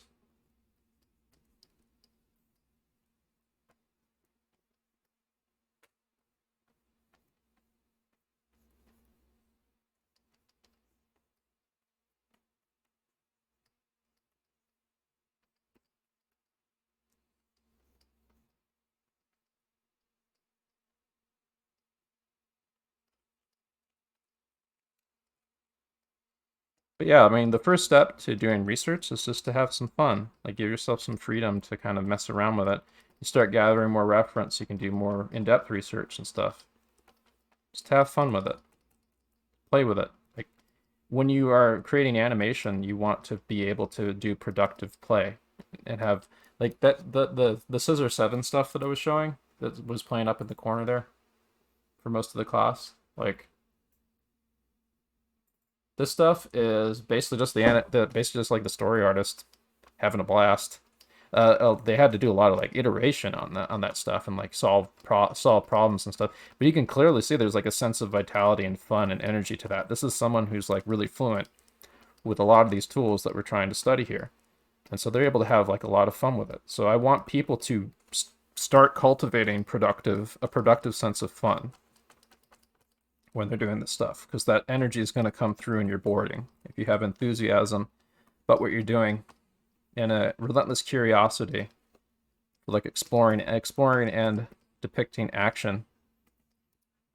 Then that'll come across in your boarding and your animation and in your illustration, for that matter, if you're like doing comic or illustration poses and stuff.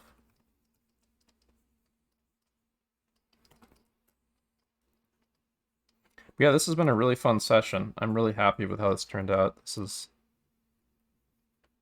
been a big blast, and I'm looking forward to doing more of this tomorrow in my personal Discord, because I'm on a hot streak right now of practice, and I want to keep building on it and building momentum for when. So I'll be in really good drawing shape by the time that storyboard class that I'm enrolled in starts. So if you guys are down with being gung-ho about this stuff, sign up for my Discord, and that is info for that is in my Twitch chat. Or if you're already on Ethan Becca's server, you can just go down to my class section, and there's like join links down in there. But we're almost out of time. We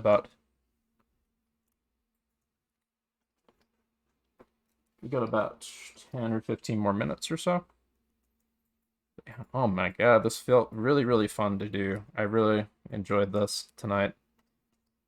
And I hope you guys did too. Like, have fun with this stuff. Like, grab reference images to start playing with it. Once you start like nerding out over like the action that's happening and you start having like a blast messing with it and stuff, like you'll really start to vibe with this and the stuff will start sinking in. and you'll like learn something new every time you do studies, action studies like these.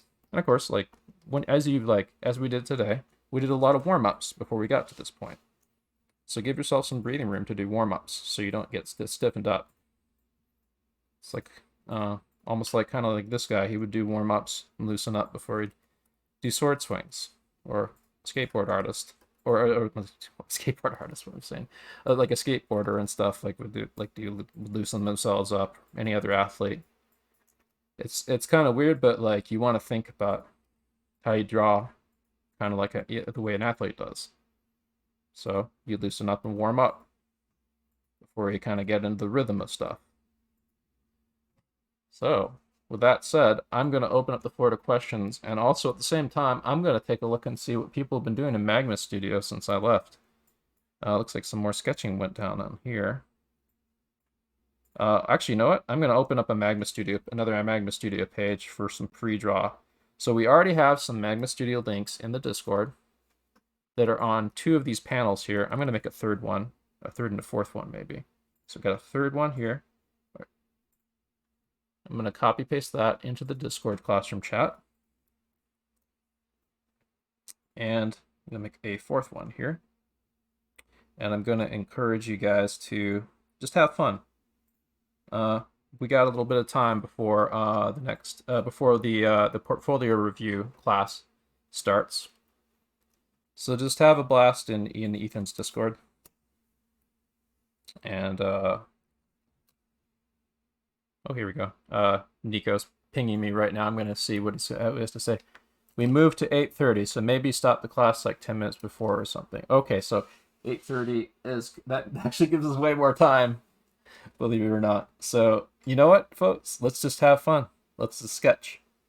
Let's just use this drawing space to sketch. You can use some of the you can keep drawing on these if you want, or you can move to 2 of the linked pages that I'm on. Just draw whatever you like. Like I have the magic power to be able to shift between these different panels freely because I'm in the storyboard beta, but I can see who's on what of these here, and I can jump in on different points in the timeline to draw with you guys. One guy's already still on this one on the first page from the session the other day. But yeah, let's just kind of vibe, I guess. I'll if you're down with it, I'll just keep the poses going in case you want to keep drawing from those. But right now it's just gonna be free draw, and I'm gonna be checking for Q&As. So if you have any questions to ask, feel free to type them in Twitch chat or in Discord. And I would love to hear your feedback on what you thought of today's session, because I had a big blast today. And I'm looking forward to building on the momentum of the studying that I've been doing, and that the people that I've been seeing, people who've been regularly attending my classes, have been building on. I'm not really assigning any homework per se this week, because the quote-unquote homework, well, I'm going to be having a lot of personal homework I'm going to be doing for that class that I'm enrolling in. And the other thing is that the quote-unquote homework, I'm going to be doing like most of that, like in my study sessions in the Discord. So if anything, like I would say, try to figure out how to study this stuff on your own from what we did today. And if you can, you can come and hang out in my personal Discord for my group study sessions that I regularly do. And also like my Monday, Wednesday, Friday, 5:30 p.m. Time pose classes where we do basically more of this, and we keep building on the stuff that we've been doing. Okay, Google, stop. In the future, like as we like today, I decided to make it more about figure because this is the mechanic that we've been building on in the gesture drawing classes. But in the future, we're going to be messing more with like shot composition and things like that, or storyboarding, like putting the pieces together to make more utilize this for planning our animations and our boards and stuff. But today was a opportunity to really play with this fun kind of mechanic stuff. So without even meaning to, I immediately did like a figure pose drawing from the reference on screen here. I was just like on autopilot talking about stuff. I just wound up doing that. That's okay. More figure drawing practice. I might even keep doing this like during the I might even like keep doing this on my own screen during the portfolio review lecture that's happening in about a half hour.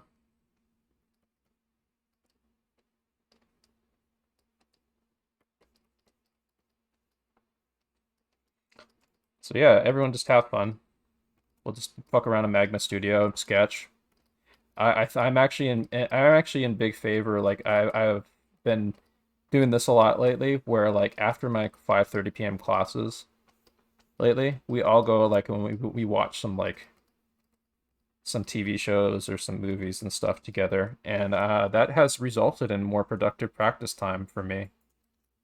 Like during my class times throughout the week, because I wind up just sketching even more after the class and practicing even more stuff. Sometimes even doing little comp studies. Oh, I almost forgot. I wanted to show the. I think I did. I show the dead cells studies I did.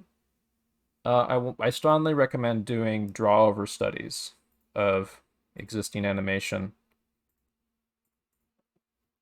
or live action poses also. Let me see. Do I have it in here? No, I don't have it in here.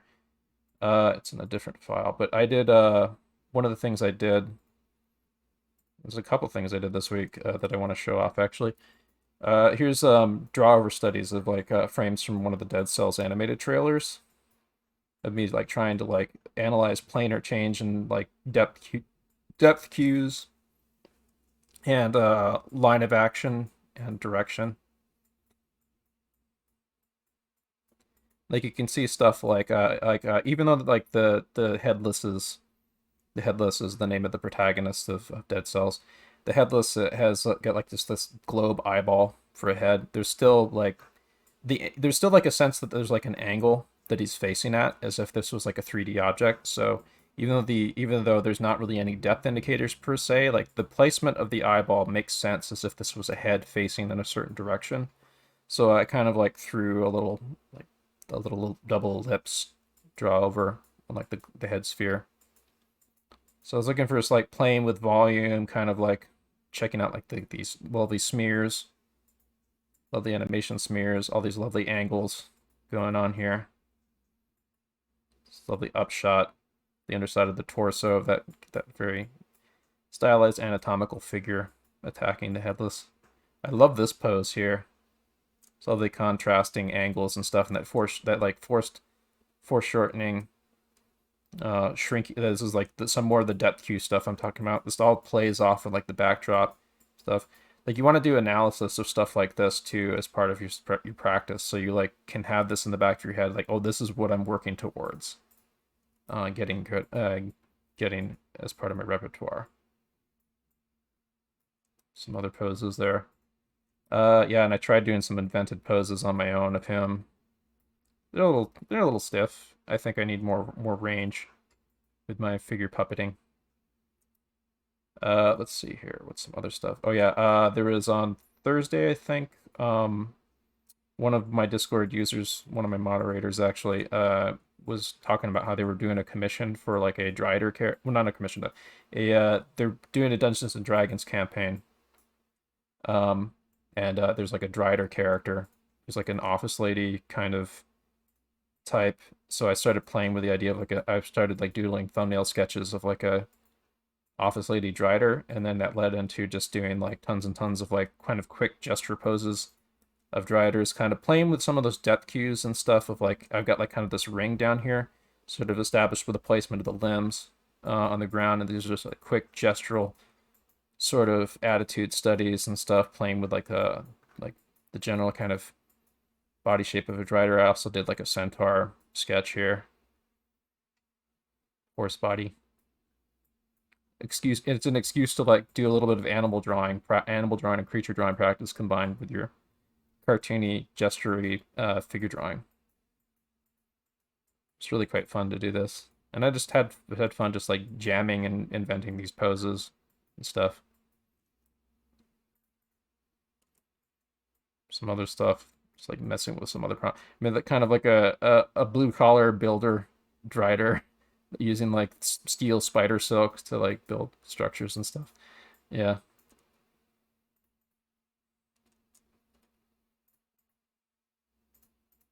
So other random bits of practice and stuff.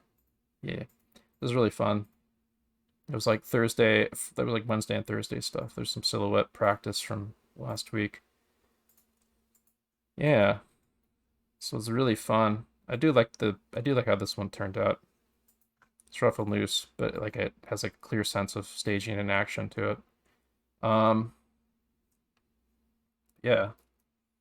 But yeah, like I said, draw over studies of stuff like Dead Cells.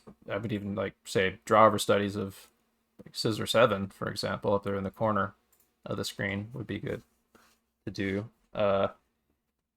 Both from the storyboard animatics to kind of vibe with them, to kind of get a sense of their mechanics, and also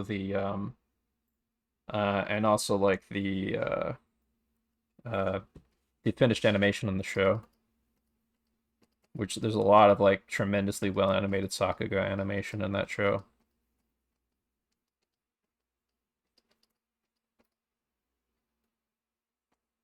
I'm gonna have to be careful about that because somebody got the wrong impression. I was kind of worried. I'm kind of worried. Someone's gonna think that I worked on this show because I have this up in the corner of the screen as reference and inspiration. So I'll maybe try to find a way in future sessions to kind of make it clear that that's what we're studying from, and like maybe a little text indicator or something, like inspirational material or something, because I don't want people to think that that's like my reel.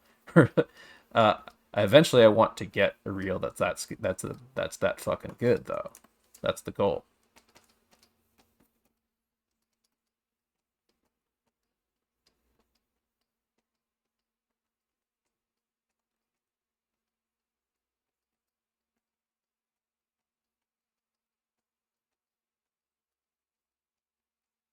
So yeah, this was a really nice session. I'm gonna like restart the stream real quick so there's a cutoff point because I'm gonna be playing some copyright music to kind of vibe with, and in case I want to play any copyright videos. So I'm gonna restart the stream, but the Twitch stream is gonna go dark very briefly. But thank you all for coming.